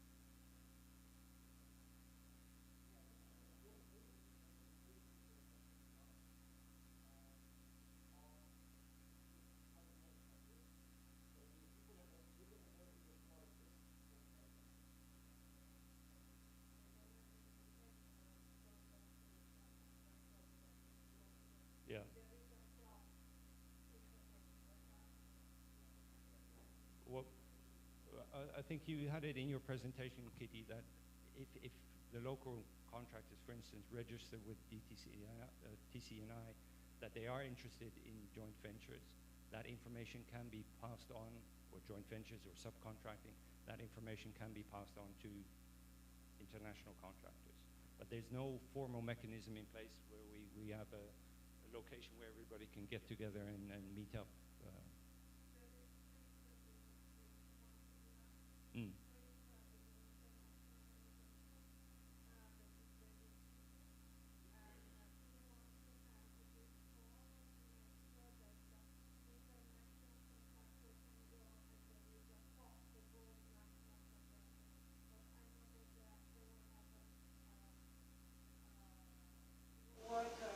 Workshop in May, so I will send the link to John.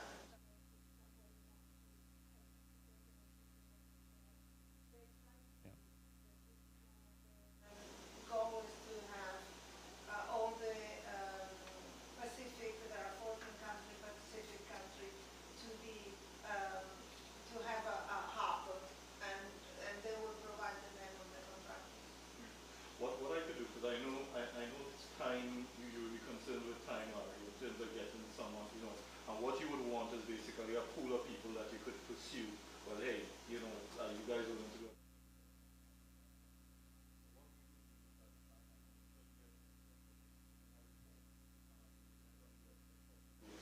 We will include an annex to that, that information, all right, which is the information we have right now of all the contractors.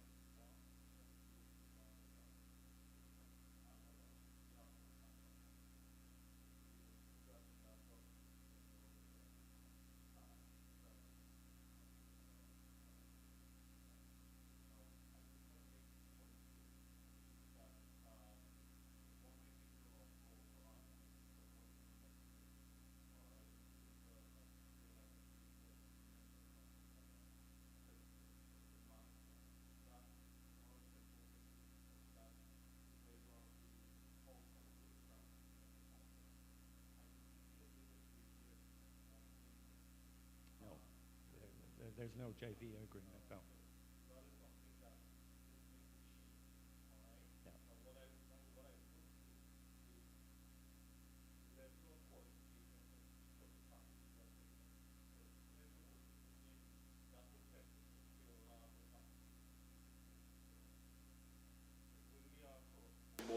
If you want to go after one of the large ones, and you think it's just outside your reach of one, then you pursue that joint venture. But that agreement, whatever you design, that will just have to be part of the bid documents. But what we will do is that we will try and give you that information. So on the website, the same place where the live stream is now, we'll put a line item for this capacity building report and information.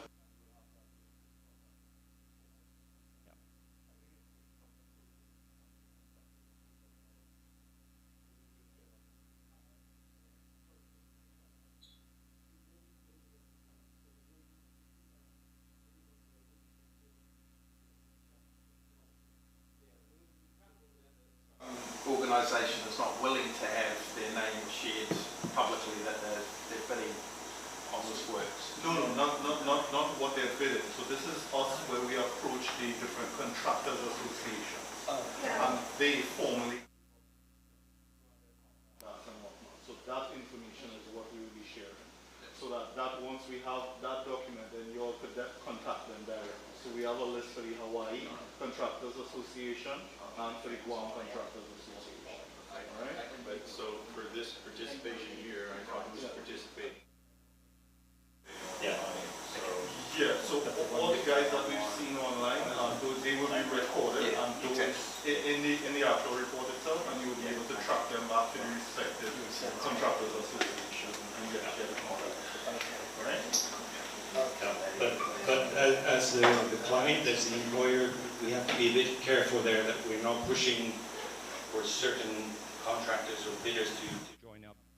So we can provide information in general, but and as Martin is saying, or Peter was saying, we have to be a bit careful with providing information without consent from those bidders, but we can provide publicly available information with the hope that you can then follow up with the different potential bidders, see if they're interested, and if they're interested in joining up.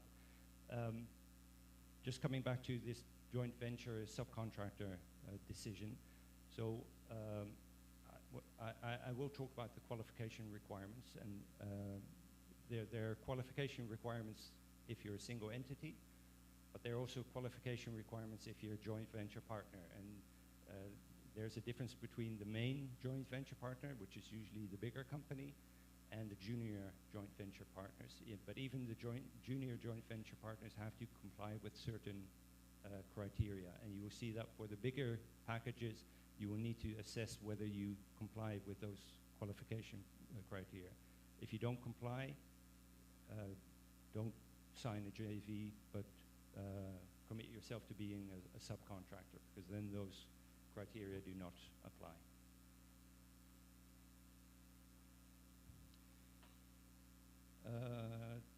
Just let me finish the documents.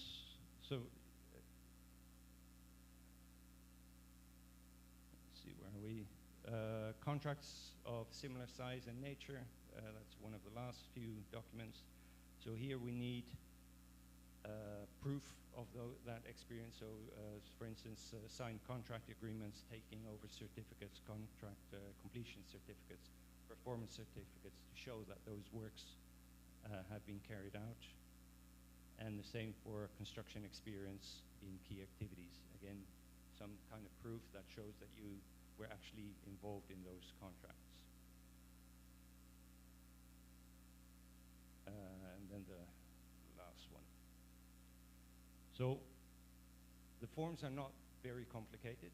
Some of them do require additional documentation, but the documentation is very similar to what you've been providing under Compact and under government projects. So when we talk about responsiveness, the ADB documents talk about no material deviation, and we're not talking about materials in terms of aggregates and sand, but material is insignificant, so no significant deviation. That means no changes to the text, all the forms have been submitted, the letter of bid has been signed, the letter of bid has the actual value in it. There's no significant reservation, so the contractor or the bidder is not saying we will do the works but only under these conditions. You have to accept all the conditions. And there will be no significant omissions, so no documents that are missing that we need. We can seek clarification if there's some small things that are missing and they don't affect the competitive position of the bidder. We can ask for those. If we find that there's a lot of documents missing, or they haven't been filled in properly, or they haven't been signed, it can lead to rejection of your bid. So please check all your documents. Make sure that they're all filled in, make sure that they're all signed where necessary, make sure that you've provided the complementary documentation. And a last point here is arithmetical errors. So during the checking of responsiveness, we will be checking that there are no calculation errors. The ADB bidding documents have a very clear procedure how to deal with these arithmetical errors. So for instance, if there's a problem like this where the unit rate is 300 and 5 times 300 is 1500, but it says 1400, we use the unit rate and we adjust the total. And the same goes with subtotals and totals. The subtotals are leading. If there's a difference between the bill of quantities and the letter of bid, the bill of quantities is leading. If there's a difference between words and figures, then the words are leading unless there's an obvious error there. Now, these are fixed in the bidding documents, and these are the rules that will be applied. The bidder is required to accept those corrections. If you don't accept those corrections and you are awarded the contract and you don't accept those corrections, that means that the bid securing declaration is applied and you are made ineligible for the next 5 years. So again, check all your calculations, make sure they are correct, that there are no problems there.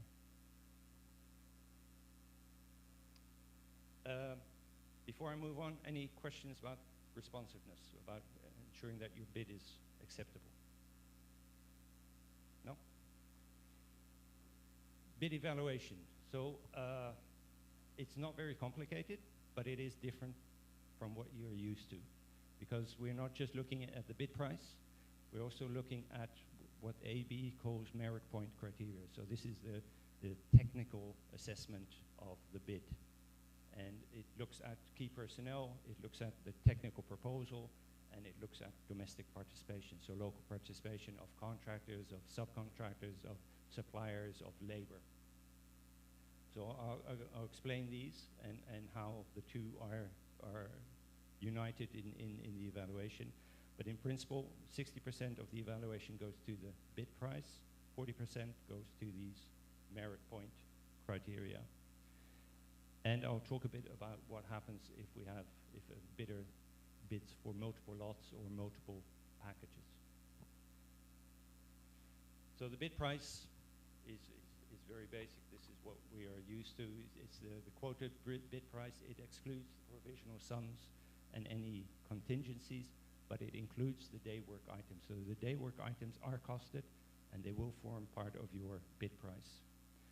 Any adjustments due to arithmetic errors are incorporated, and we will be taking account of any discounts offered. And this will mainly be, I imagine, this will mainly be applied if you are bidding for multiple lots or multiple packages. We will be checking whether the bid is abnormally low. If it's much lower than our cost estimate, we will be wondering why is that the case, and is it still valid? So we will try and get an explanation why that bid price is so low.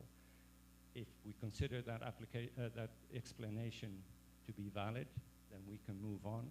It may result in a higher performance security, so instead of 10%, it may be 15% or 20% because there's a risk there. If we are not satisfied with the explanation, it can lead to the rejection of the bid. And the same goes for unbalanced bids. So if we see that there's a lot of costing upfront, front loading of the bid, again, we will seek explanation why that is the case. Is it justified? But again, it can lead to a higher performance security, 10, 15, 20%, or a rejection of the bid. But this is very standard. So the merit point criteria. So there are 3 criteria. I'll treat each of them separately. The first one is key personnel. So there's a list of key personnel in the bidding documents. It's mainly the project manager, construction manager, site supervisor, environmental health and safety officer, and the quality assurance, quality control officer. So there are requirements that each of these 5 positions need to comply with in terms of education, experience, etc. Those are mentioned in section 6. So let me just show you where that is. Going down, key personnel, here we go. So you will see here the project manager, construction manager, site supervisor, environmental health and safety officer, and the quality assurance, quality control officer, and this is a description of the qualifications and experience that they need. So if the staff you're proposing doesn't qualify, doesn't comply with those minimum standards that are listed there, then they will be disqualified. These merit point criteria simply serve to look at those that are qualified, that do comply, which are the best ones and which are just passing. So if you just pass, if you just comply with these criteria, you'll get the low score. If you have, if it's asking for a bachelor's, for instance, and you come with you're proposing someone who has a master's, that will give you a higher score. So for each of the positions, there's between 4 to 8 points that can be awarded with a total of 30 points. So if you get the highest score, you can earn 30 points here. The lowest score, just for information, it's not 0, it's 15 in this case.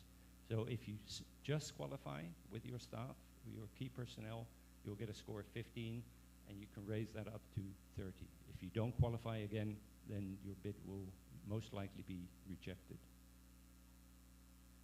So the scoring looks at academic qualifications. You can get up to 30%.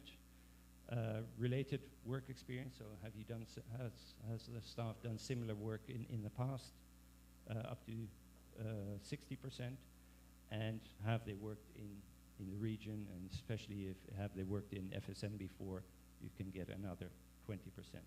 So this gives you a total of 100%, which is then applied to the maximum score of 30.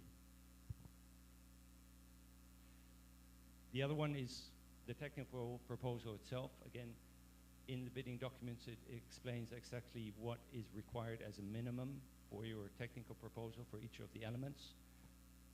The site organization method statement, mobilization schedule, construction schedule, utilities management plan, and the outline CSMP. So it describes what you have to provide as a minimum.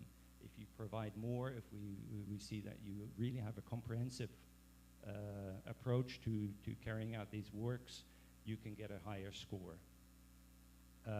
So if you're not compliant with any of these, it means you will be rejected on your technical proposal, and you get a score of 0. If you are compliant, then you will get an evaluation score that varies between 60 and 100%. So if you just pass, you get 60. If you pass with flying colors, you'll get 100% applied again to these 40 points. So the minimum you can get here is 24 points. The maximum you can get is 40 points. And the last one is domestic participation. So this is a bit different from domestic preference. Domestic preference can only be applied to bidders. So if one of the bidders, or the single entity, or the joint venture partner is a domestic company, then we can apply domestic preference. But if they are a subcontractor, then you can't apply that. So that's why we've opted to use this one. This we can apply to bidders, we can apply to subcontractors, we can apply to suppliers, and even to local labor. And basically, you can earn 30 points with it. And what we're looking at is the percentage of your contract value that is destined for local participation. So either local companies or local labor, local materials, etc. The calculation is a bit more complicated. We're looking at the domestic percentage of each bid and dividing that by the highest domestic participation of any bid for that particular package or lot. So for instance, if your bid has 20% local participation and the highest of any bid is 40%, then you get 20% divided by 40%, which is a half, times the maximum score of 30, and you can get 15. So the bidder with the highest percentage of local participation will get 30 points. The others will get somewhere between 0 and 30, depending on their percentages. So I mentioned before the domestic participation declaration is similar to the bid securing declaration. It's a simple form that needs to be signed upon contract award. And again, if you don't comply in practice with the percentage that you've put in your bid, it will lead to disqualification for future contracts for a period of 5 years. So again, this document is in the bidding documents. You can see it there and see its wording. But it's only signed upon contract award.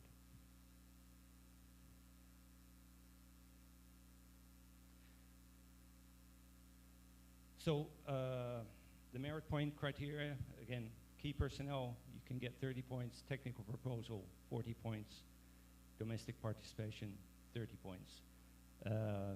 So the minimum you can get is, 39 points, assuming you have 0 local participation. The maximum you can get is 100 points. But what's interesting is the total score. So in the total score, we're comparing the price score that you get for your bid price and the technical score to calculate the total score. And it looks a bit daunting.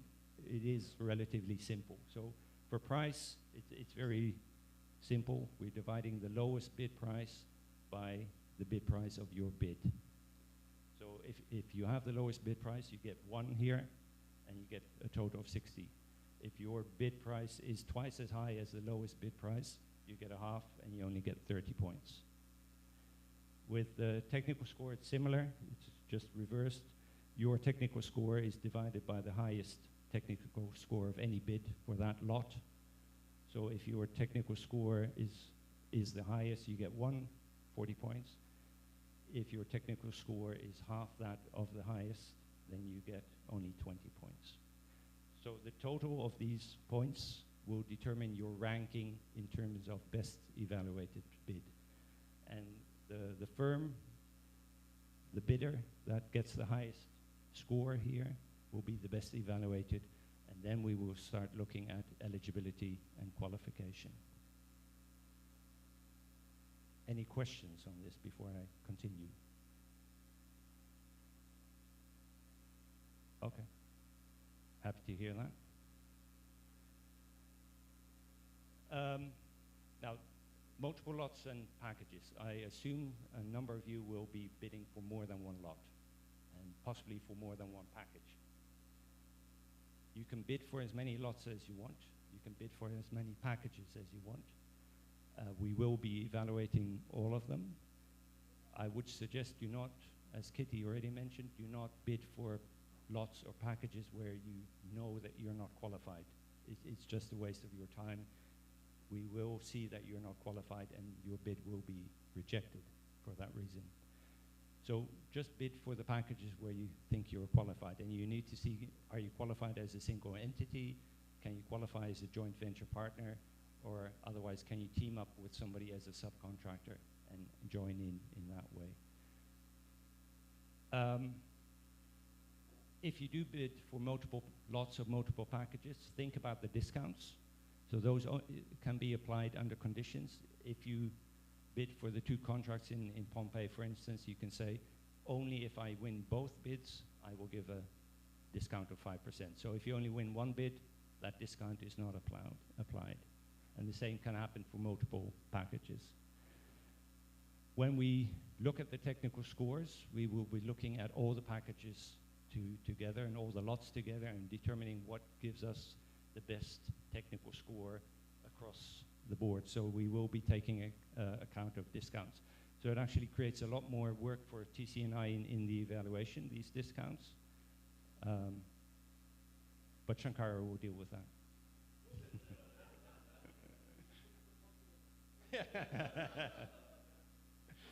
Now, the important thing is, if you do bid for multiple lots, and let's say that you are selected as the best evaluated for multiple lots, we will start looking at the aggregated requirements. So if in Pompey, for instance, you are best evaluated for the 2 lots, we will put the qualification requirements, we will add them together for the 2 lots and see if you're still qualified in that case. You may qualify for 1 lot, and you may qualify for the 2nd lot, but that doesn't mean that you can qualify for both lots together. If you do not qualify for both lots together, it's up to the client, to TCNI, to decide which of the 2 lots you will get. And that, again, we will be looking at what gives us the best result in terms of price and technical score. So the main things we will be looking at then is the annual construction turnover, the financial resources, the contracts of similar size, of course the equipment to be allocated, do you have enough equipment to do both works at the same time, and the personnel to be fielded.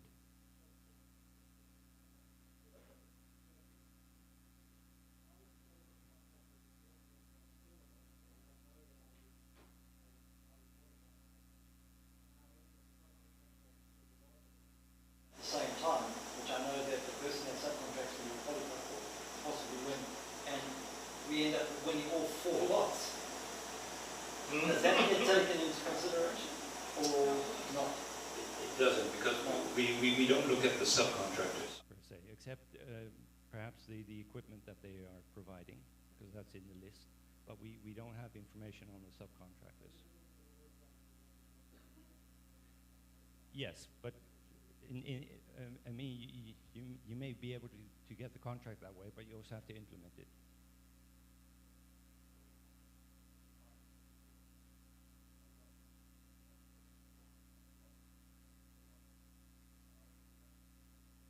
So I don't know if I'm going to be successful on either, so I bid on both. How does that get evaluated? Yeah, same way. So you can bid for it. Let's say That you bid for a lot in Cosray and a lot in Pompeii, and you get, for both, you get evaluated as the best. Yeah. And then we start looking, let's say you qualify for both as well, as single contracts. Then we start looking at the combined requirements, and do you still qualify for that? If you qualify for both of them together, you will be awarded both of them. If you don't qualify for both of them together, it will be up to TCNI to decide which one you get. And it's not, we want to give Larry that one, not this one. We will be looking at what gives us the best price and technical score for all the packages and all the lots together. And that will determine which one you then get. If you're not awarded the contract, then the bid security declaration is given back, the same as bid security. I'm actually talking on behalf of... They are all consultants, so they will be providing procurement support to you. Yeah. But it will be the contract. They just are you don't see that as just the back end of the process. Right? What you see is Secretary of TCNI, which is the contractor. So all of this is just support to get...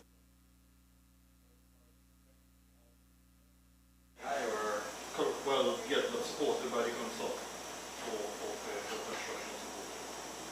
In TCNI is the club.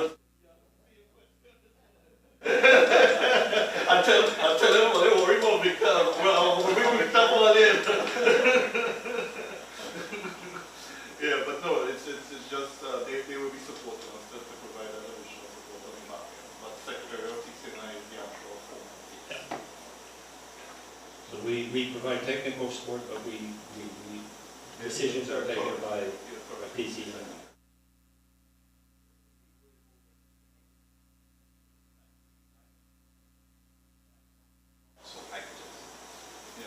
I thought you were talking about gravel. Yeah. not the materials like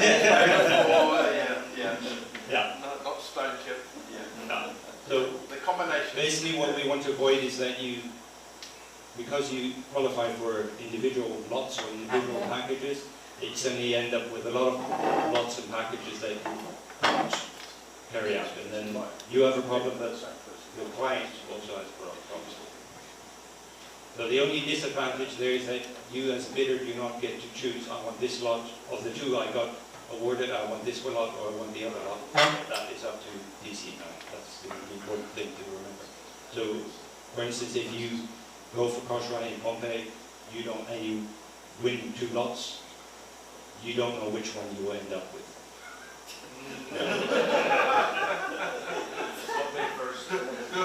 Don't worry, just give discounts like the seal and thing that you're like doing.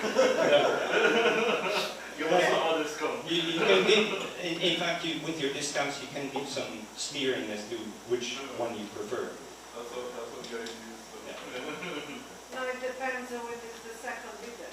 If the second bidder is very high, okay, in one and lower in the other, probably you choose it in that way, right? Yes. The selection is purely on price and technical score of the next best bidder. Yes. And as Eddie says, if the next best bidder in Cosray is very high, and Pompeii is just a bit higher, then you will work with Pompeii, contract to the next bidder, and in Cosray we will award it to the original bidder. The value for money. It's value for money. Across all. Across all the packages. Because you do want to keep in mind that, while yes, we're seeing TCNI and SNAC will be providing support, ADB has to give no objection. just Yes. as the World Bank. So there's no individual, like there are these rules that are set. So you have to come up with the most advantageous bid at the end that provides the highest value. Because ADB and World Bank will review and that set to give them. So there will be a bid evaluation report, which in such a case will explain why the certain selection was made and the justification for that in terms of price and technical score. Yeah. So in connection with what you mentioned earlier with regard to local participation, you're not really giving financial advantages to local contractors, but you will prioritize local contractors? You're getting not a financial advantage. I mean, the domestic preference in ADB, and it's the same with the citizen preference in FSM, you get a certain financial advantage. So either your contract price is reduced by a certain percentage, or the contract prices of others is increased by a certain percentage, depending on whether they're not domestic. Here, the price remains the same, so let me just... Go back here. So the price is not affected. This part of the calculation is not affected by whether you have local participation or not, but your technical score is. So with if you have the most the most local participation of all the bidders for a certain lot, you'll get 30 points here, whereas the other bidders may get 20 points or 25 points depending on their percentages.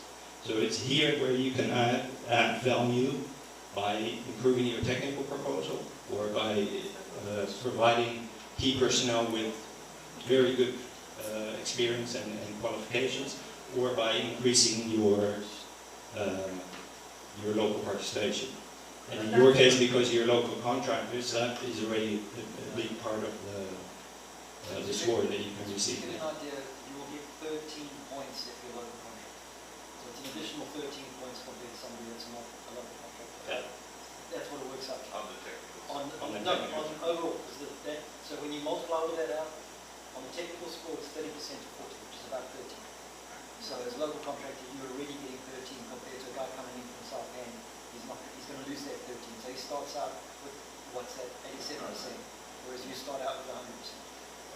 If that makes sense?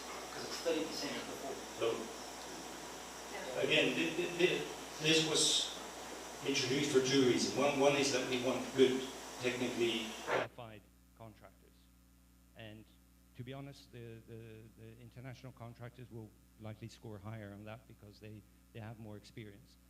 But we also want local participation. So in that sense, the local contractors here in the room and in the other states, they will receive higher scores on that. So it's a bit of a balance what will win out there, but as long as you have,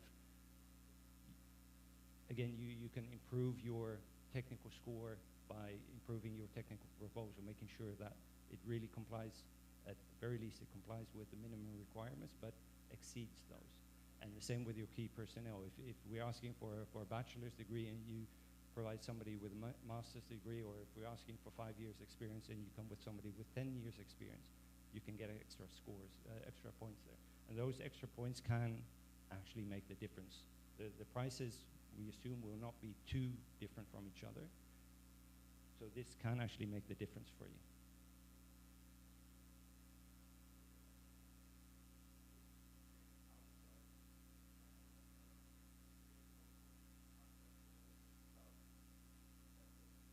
It does, it does.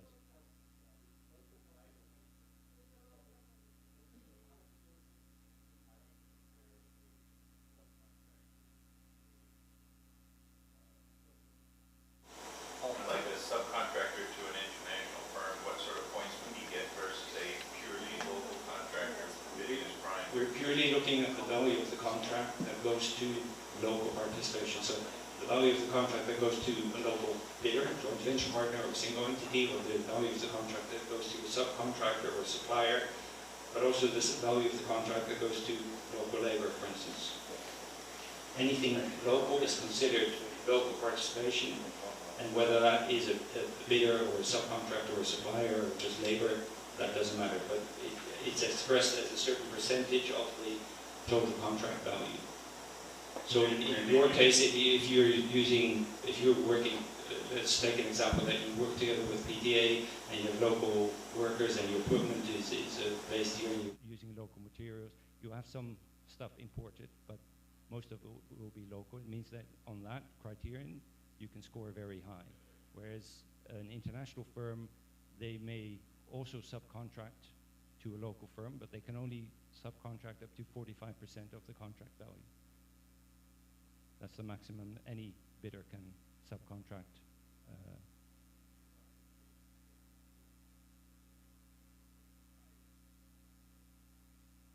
How much is actually Yes. subcontracted? Yes.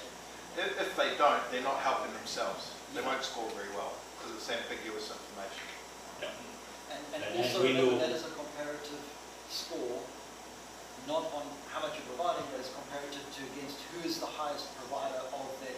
Yeah. So if the highest amount that is local is 30% of the valuation, not 45, then that becomes the benchmark, and then everybody else gets scored against that.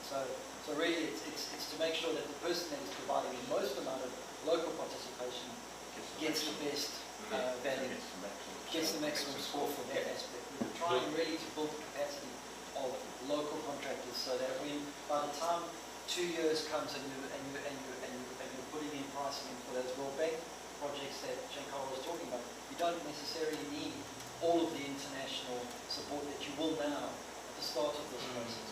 Because your capacity would have been built, because the minute you're part of this, you suddenly have that in your CV. You suddenly have that as part of your capacity.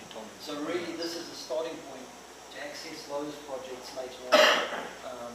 If that makes sense. So, yeah. The reason we've done it this way is, as I mentioned, there's a standard procedure for domestic preference, which is only looks at the bidders. And what we see with the packages that we have is that for a number of them, the local contractors will not qualify, not as a single entity, but also not as a joint venture partner. There are a number where they will qualify, there are a number where they won't. And we would like to see them involved. So for an international contractor, it can then be advantageous to involve one of your companies as a subcontractor, for instance, to beef up their score, even if they don't necessarily need it. And again, as Martin explained, the reason why we want that is that we want to increase the capacity of the local construction industry. That's one of the objectives. But at the same time, we want to ensure technical quality. So there are a lot of advantages for local contractors, but the big thing is qualification criteria, and I'll come to that later. That is where you will see that you won't qualify for all the packages, and you need to look carefully. Can you qualify? Can you qualify as a single entity, or can you qualify as a JV partner?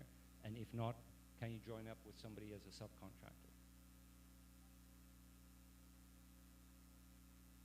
Any further questions?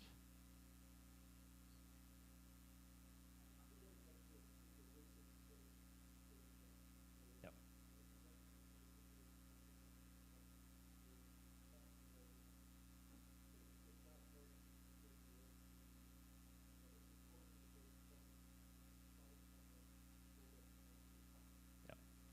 And we hope that if you participate in whatever form in these contracts, or some of these contracts, the next time around when we get the next round of bidding, you will have higher qualifications, so you can go for larger contracts and larger contracts over time. It's 12:15. What shall we do? Do we want to continue? I have a short section on eligibility, but it's not major, and then the qualification. And we can finish by 1 o'clock if we continue? Yeah? Okay. So I've distinguished between eligibility and qualification. So eligibility is simply, is the bidder eligible to participate? And it's the same for all the packages. So you have to be a single entity or a joint venture. You have to be established as a business, jointly and severally liable. That's a quite standard one. Eligible countries, I'll come to that. And the same for the other two, so conflicts of interest and government-owned enterprises. So eligible countries is basically for the ADB, it's the ADB member countries. So we have the regional members in Asia and the Pacific, and we have the non-regional members, basically the ones that are providing funding to ADB. Now, you guys here are from FSM, so those are members, and most of the entities online are from Guam or Marshall Islands or other members of ADB, so there's no issue there.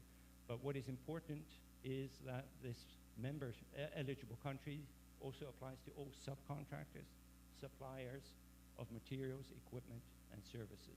So if you buy any materials, check that the supplier is on that list of countries, otherwise you will be in trouble. Conflict of interest, I already mentioned this earlier. You can only participate in one bid. That's to say, for one package, you can only submit one bid. You can submit different bids for different packages. It's not very clearly written there, I noticed now. So you can submit bids for different packages, but you cannot submit one bid as a single entity for a package and another bid as a joint venture partner for that same package. You can, if you do that, all your bids will be disqualified, not just one of them, but if you submit as a single entity and a joint venture partner, both those bids will be disqualified. You can participate as a subcontractor in multiple bids. So for instance, PTA, I expect that they will act as a subcontractor here in Pohnpei. They can join up as a subcontractor with different bidders, local bidders, or foreign bidders, that is up to them. You can also, as a local company, you can submit a bid and act as a bidder, either joint venture or single entity, and you can act as a subcontractor in a different bid. There's no problem there. But you can't be a bidder in two bids for the same package. Government-owned enterprises, so this is similar wording as what World Bank has. They have to be legally and financially autonomous, they have to operate under commercial law, and they cannot be a dependent agency of the employer. So we've looked at PTA in detail over the past few weeks, and the same for the public works units in the other states, and they would not qualify. So they're not eligible as a bidder because they are not legally and financially autonomous from the state. So they cannot act as a bidder or a joint venture partner, but they can act as a subcontractor or a supplier. So PTA can supply asphalt, or they can carry out some of the works with their pavers, for instance. But also in Kosrae, for example, the Public Works has a paver, an asphalt paver. They could rent that out or provide the services to any bidder. The important thing here is that the value of the subcontracts cannot exceed 45% of the total contract value. So take that into account when you prepare your bids. Okay, last part, qualification. There are a number of qualification criteria that look at key personnel, but that's already checked during the evaluation with the merit point criteria. The equipment has to comply with the list that is provided. You have to show that you have that equipment, or that you have access to it, that you're hiring it from PTA or hiring it from some other company. The adequacy of your technical proposal, but that's already checked during the evaluation stage. The historical contract non-performance, and the same for the environmental health and safety performance. It's just simply checked that there's no major issues there. What I want to talk about in terms of qualification are these last four. So there's the average annual construction turnover, the availability of financial resources, contracts of similar size and nature, and the construction experience in key activities. So these are all specific for each package and each lot. So you need to look at each lot and each package to see if you qualify. So let me start with the average annual construction turnover. This is the data that you provide in financial form 2. So let me just show you that. That's this form. So it shows your turnover in the different years, and based on that, you can calculate your average annual turnover. So that number that you fill in here will then be compared to these requirements. So for each package, you can see that the value is different. For the, this is Leilu Tofu Road, it's 5.4 million, and for the small Tafunsak bypass, it's 500,000. So depending on the size of the contract, this is just looking at the value of the contract, these are the requirements.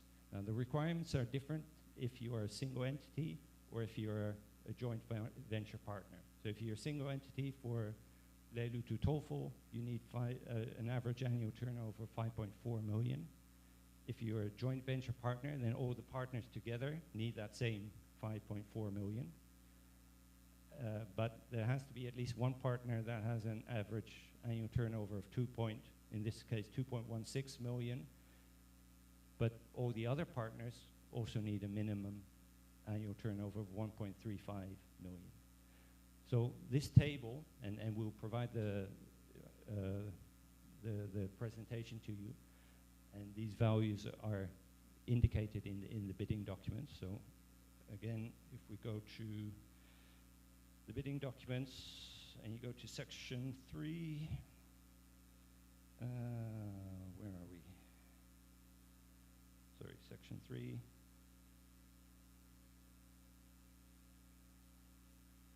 This one, for instance. So this is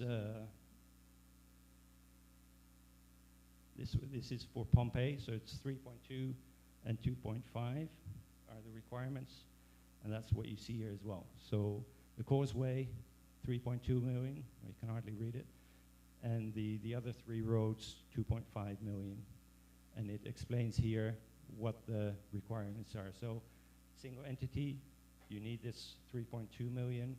All partners, joint venture partners combined, 3.2 million. Each partner must have at least 25% of that, and at least one partner must have 40% of that.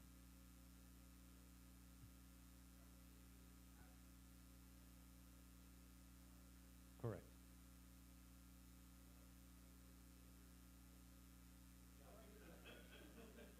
Yeah.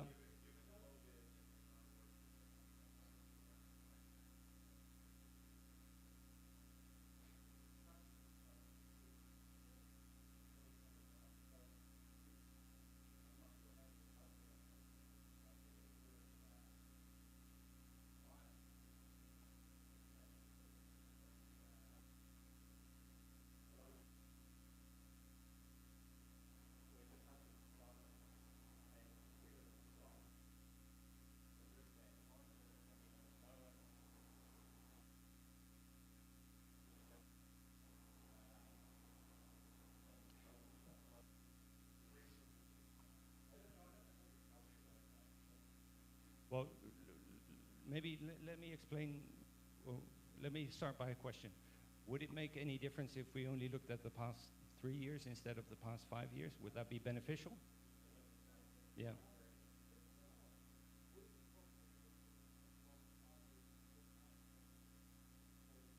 Yeah, but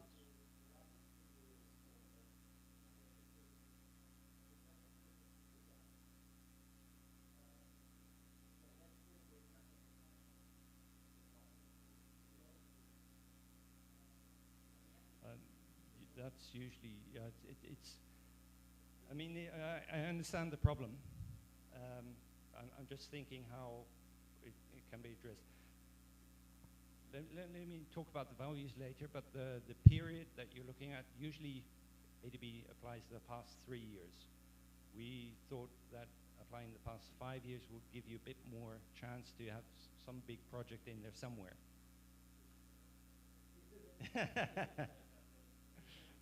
Yeah. It's something that we can discuss with ADB if we can do that. But which years would you like to exclude then?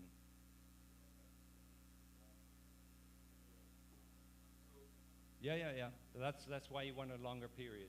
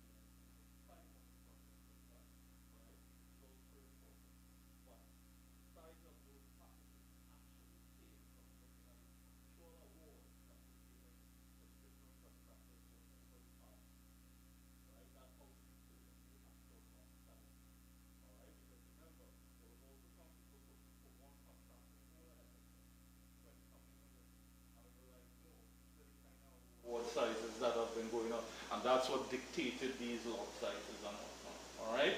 So we're saying this when we're putting these numbers out to you. Not that we're saying, hey, if you don't think you're not going to qualify.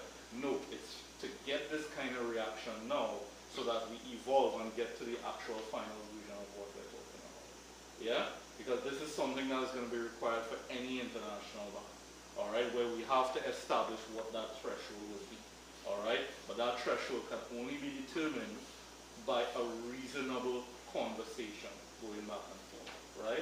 So this is the first opportunity where now it's come, it's gotten this reaction, so now we're going to see what is the most reasonable position in all dialogue. Make sense? Yeah? Good. And just to put it into perspective, just the reality is, if you were to joint venture with somebody on the 3.2 billion, what is it? 2A, for example, you would have to show 800,000, which is realistic. So that's this if you were last joint value. venture, yeah. If you are a junior joint venture partner, these are the values that you will have to have as an average annual turnover. So most of these you will qualify for as a junior joint venture partner if you can find somebody to team up with. Just to come back to these values, so ADB has a standard formula for calculating the average annual turnover. Basically what they're saying is, on an annual basis, you have to have double the turnover of the contract size that you're implementing per year. Now we've reduced that. So otherwise it would have been double, and ADB gives you some flexibility, but their flexibility ends at a certain point. The problem is also that the lots that we have, we can't make them smaller. We can't cut a road in half. ADB does not allow for that. And in nearly all the lots, we're talking about one road section. The only exception is one of the lots here in Pompeii, which has Pailapalap, Nantualek, and Fix Road.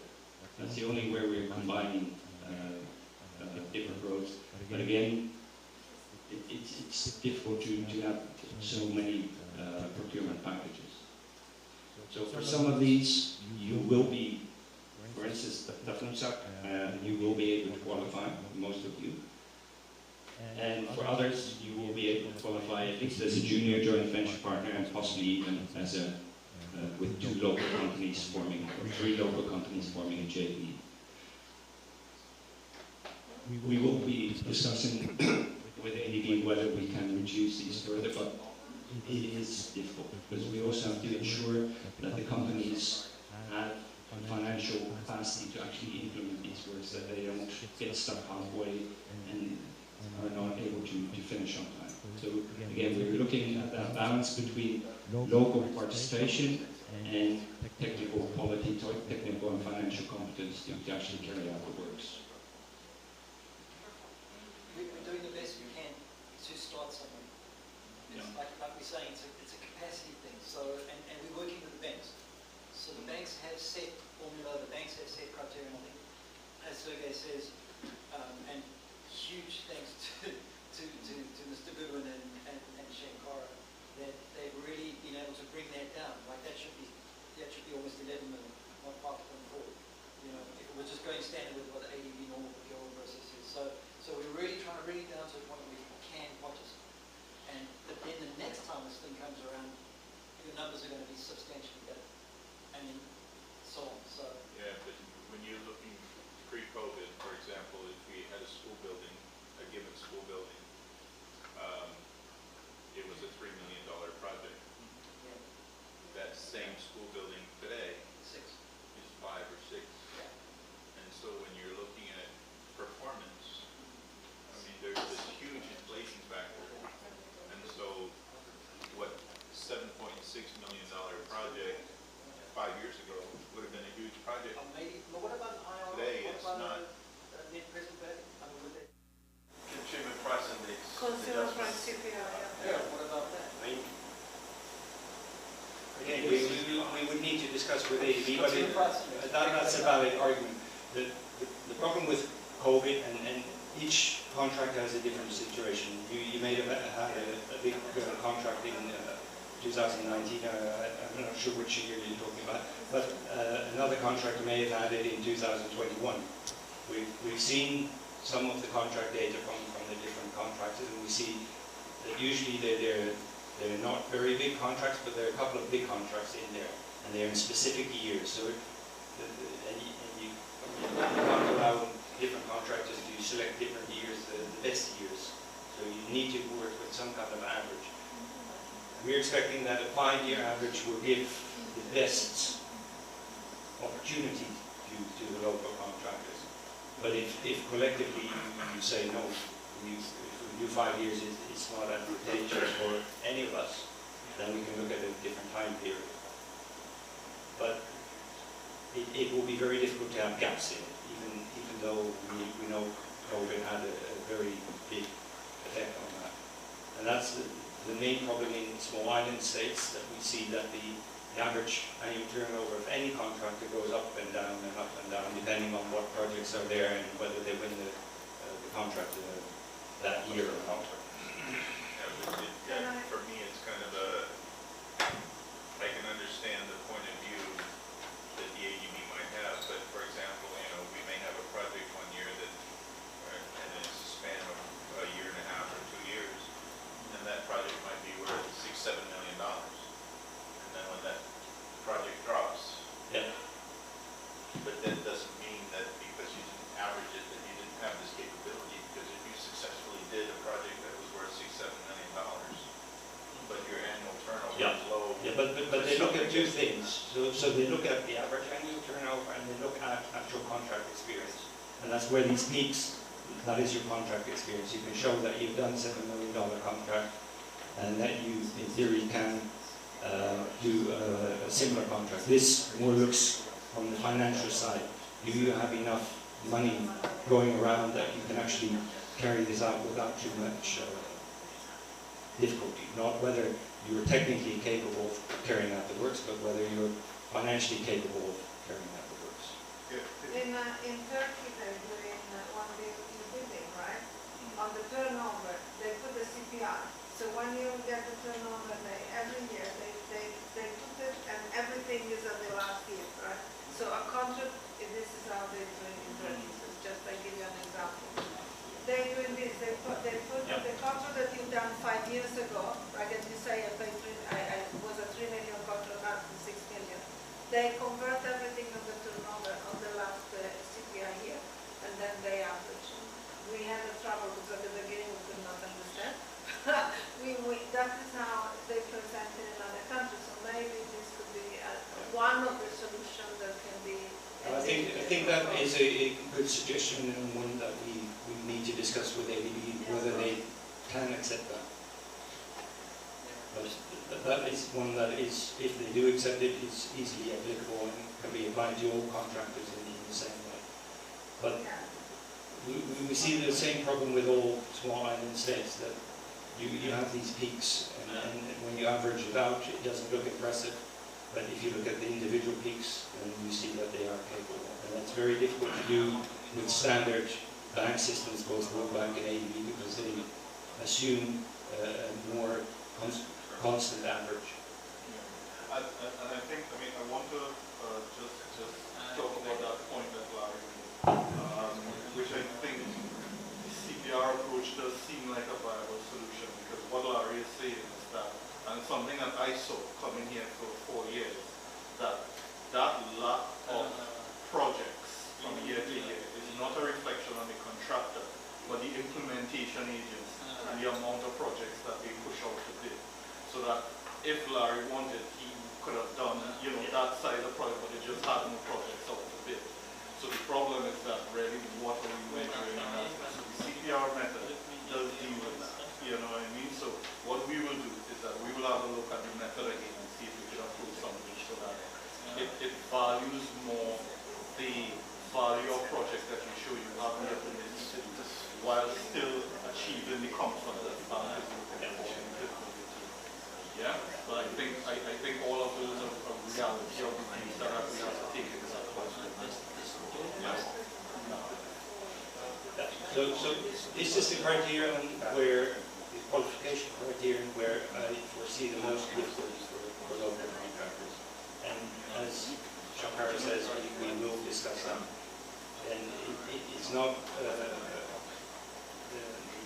lack of capacity on the part of the contractors. It's just if in particularly year there's only one contract, only one contractor will win that contract, and the others will not have that big lead that year. They may have the subsequent year, but it's a lack of contracts. And what I do hope that we'll see in coming years with now the ADB project and then the 3 rounds of tendering from prime scores, that you will get a more sustainable, constant level of contracts each year. So, the CPI index, just so you know, it's 4% annually on the construction industry in the Americas. Annually. So Combined. I know that you've seen like 16, 20. I refer to it as the CPI live because inflation is actually much higher than that. Hugely high, and especially, just on cement, you guys have gone from, on C40, you've gone from $3 a cubic foot to over $12 a cubic foot, just in the last 6 months. So the CPI is actually going to be a low bar. The problem is that you're bringing materials in from places like Korea, where a bag of cement is, cubic foot of cement is, I think it's 28 cents, something like that. Anyway, I know the comparative is 28 cents on the index compared to it's 9. And so again, it's your sourcing is going to have to be different. So we're also seeing a huge disparity of how FSM works. So for you guys locally, it's a lot more expensive to build stuff here than it is for somebody in the Philippines, which is just a short flight away. They can do it at a fraction of that cost. So it's difficult. This is not an easy place to get local participation approved. It really isn't. And so we're doing the best we can. We're going to do everything we can to make that happen. Worst case scenario, you come in as a sub, because then you still provide the local context, which gives you that 30 points. You still can access the amount of work that you're doing because you're generating the income for the next, because because it hits your bottom line figure. So that you still get the full benefit if you come in as a subcontractor to a larger contractor. But then you've got to find that larger contractor. So yeah, like I said, it's the widest spectrum of getting you guys involved that I think at the moment exists in the region. You won't find this in Fiji, you won't find this in Samoa. We're working in all those countries. Not I think this is the first time we've seen this level of push for local participation. Just be with us also for the next few weeks until we will come to that. We'll figure something out. All right? Let us talk about it. Okay. I have another idea. Sure. That you can propose. Instead of having the turnover we're discussing with me, having the profitability. So if the company has been profitable, right? Then probably you have the gap on the we had gap during COVID, right? Because maybe the profitability. That's why we consider 5 years, right? So we make sure that you were profitable before. Maybe you have a turn and then you go up. There is a dip and then you go up again. So to prove that you have strength to be able to re-go back into what you were before COVID, right? Because in COVID, everything was stopped. And that could be another way instead of using the turnover to prove that. So remove the AAT and put that instead of blue. But that may be difficult to, because then you're changing the criteria completely. I think the CPI would be something that we can do, but the impact may not be that large. In the future. But in the future, yeah. But we're looking at the criteria hasn't been set for the works. So you have a bit more time to do. But I think we need to see with with ADB if we can reduce these amounts, taking into account the effect of COVID and the effect that it had on average turnover this year. It's an issue in all countries, but it's even more serious in FSM. But we need to discuss that later.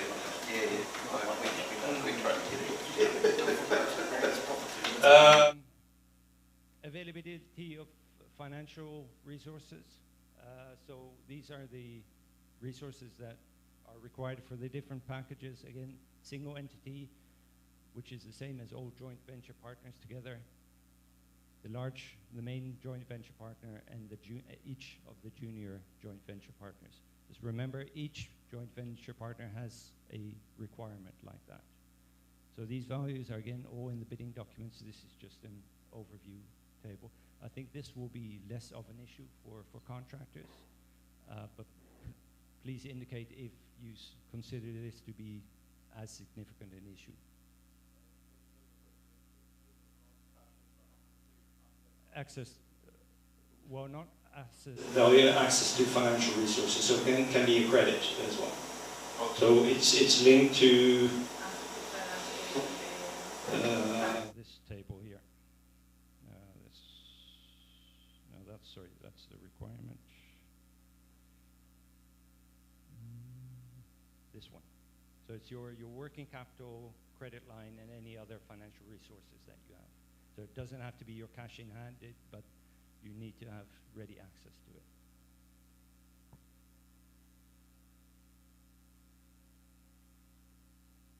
it. Contracts of a similar size and nature. This, again, this is where your peaks can show up. So if you've done a big contract, a $7 million contract, it means that you can actually comply with this more easily. And so this is taking a much longer period, 10 years. So that takes your pre-COVID situation into account as well. So again, this is much easier to comply with because those peaks, you can just take them out and just show those.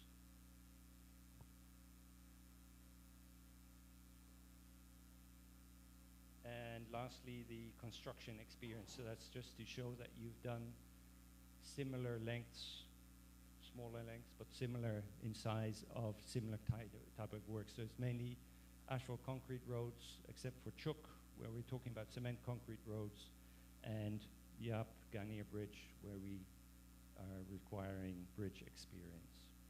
So it's again, single entity or all the joint venture partners together. It doesn't look at individual partners. And it looks at the past 5 years. So that, again, it may be a bit difficult for those 5 years. If so, let us know and we can see if we can adjust it with ADB's approval. Any questions? Last slide. This is just looking forward towards contract award. So the contract will be awarded to the best evaluated bidder that is substantially responsive. That means a bidder that has submitted all the documents in the right format, in the right, with signatures and everything, and that is evaluated as the best one, and that afterwards is considered to be eligible and qualified. So we look at responsiveness, we do the evaluation. The best evaluated is we check for eligibility and we check for qualification.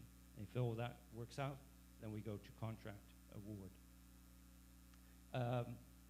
When we go to contract award, there's a standstill period where we inform all the bidders of who has been selected for contract award, and other bidders can have 14 days to issue complaints or ask for clarifications. Contract award is through the letter of acceptance. So in the last section of the bidding documents, you will see that there's a letter of acceptance template there that is signed. So your letter of bid is basically the contract. Then the client signs the letter of acceptance, accepting that bid. And later, this is complemented by the contract agreement. The performance security, we already discussed it this morning. So it's 10%. Unless there are issues with abnormally low bids or front-loading, unbalanced bids, then it might be increased. But in principle, it's 10%. And just to mention that there's a retention payment, 5% of any payment, and that is repaid at the end of the defect liability period. Any questions? That's good. Okay, so you've raised a number of questions and queries that we will follow up on. We will talk to ADB about some of those. And there will be an addendum coming to address those issues. And in any case, a notice to respond to those issues. Again, if you have any further questions, maybe not today, but maybe tomorrow or the week after, send them to the email address to the PMU. They will be responded to. They will be responded to in an anonymous way, so nobody can see who actually asked the question.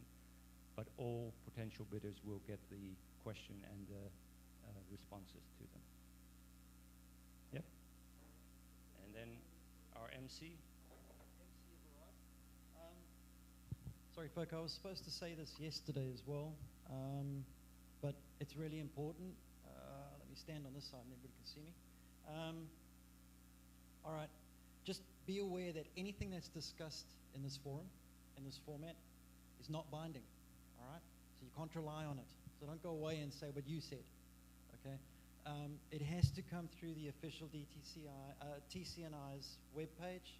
It has to be circulated to everybody. It's got to be on the public forum. So if you see something that is on the public forum that has been posted that you either disagree with or you want further clarification on, or you feel that something that has come up here that's important to you as potential bidders is not on the on that public forum, make us aware of it. All right, send an email, make us aware of it, make sure that those comments are captured, because that can be relied on. All right. So just a caveat to this whole workshop today, yesterday, and I'll say it again on Monday. Don't rely on what is discussed here. If you feel you want to rely on it, put it in writing, send it through, and we'll make sure that it is circulated to everybody. All right, so there's fantastic lunch waiting for us outside. Shankara, can I bring it to a close? Okay, so thank you so much for coming. We really, really appreciate it. Hopefully we'll see you Monday. Monday, we're going to have some question and answer time right at the beginning. We're going to cover the questions that have been asked online as well.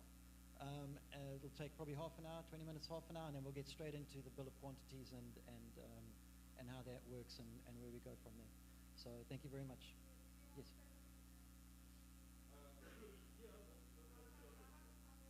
Yeah, because we got a really good video. No, anyway.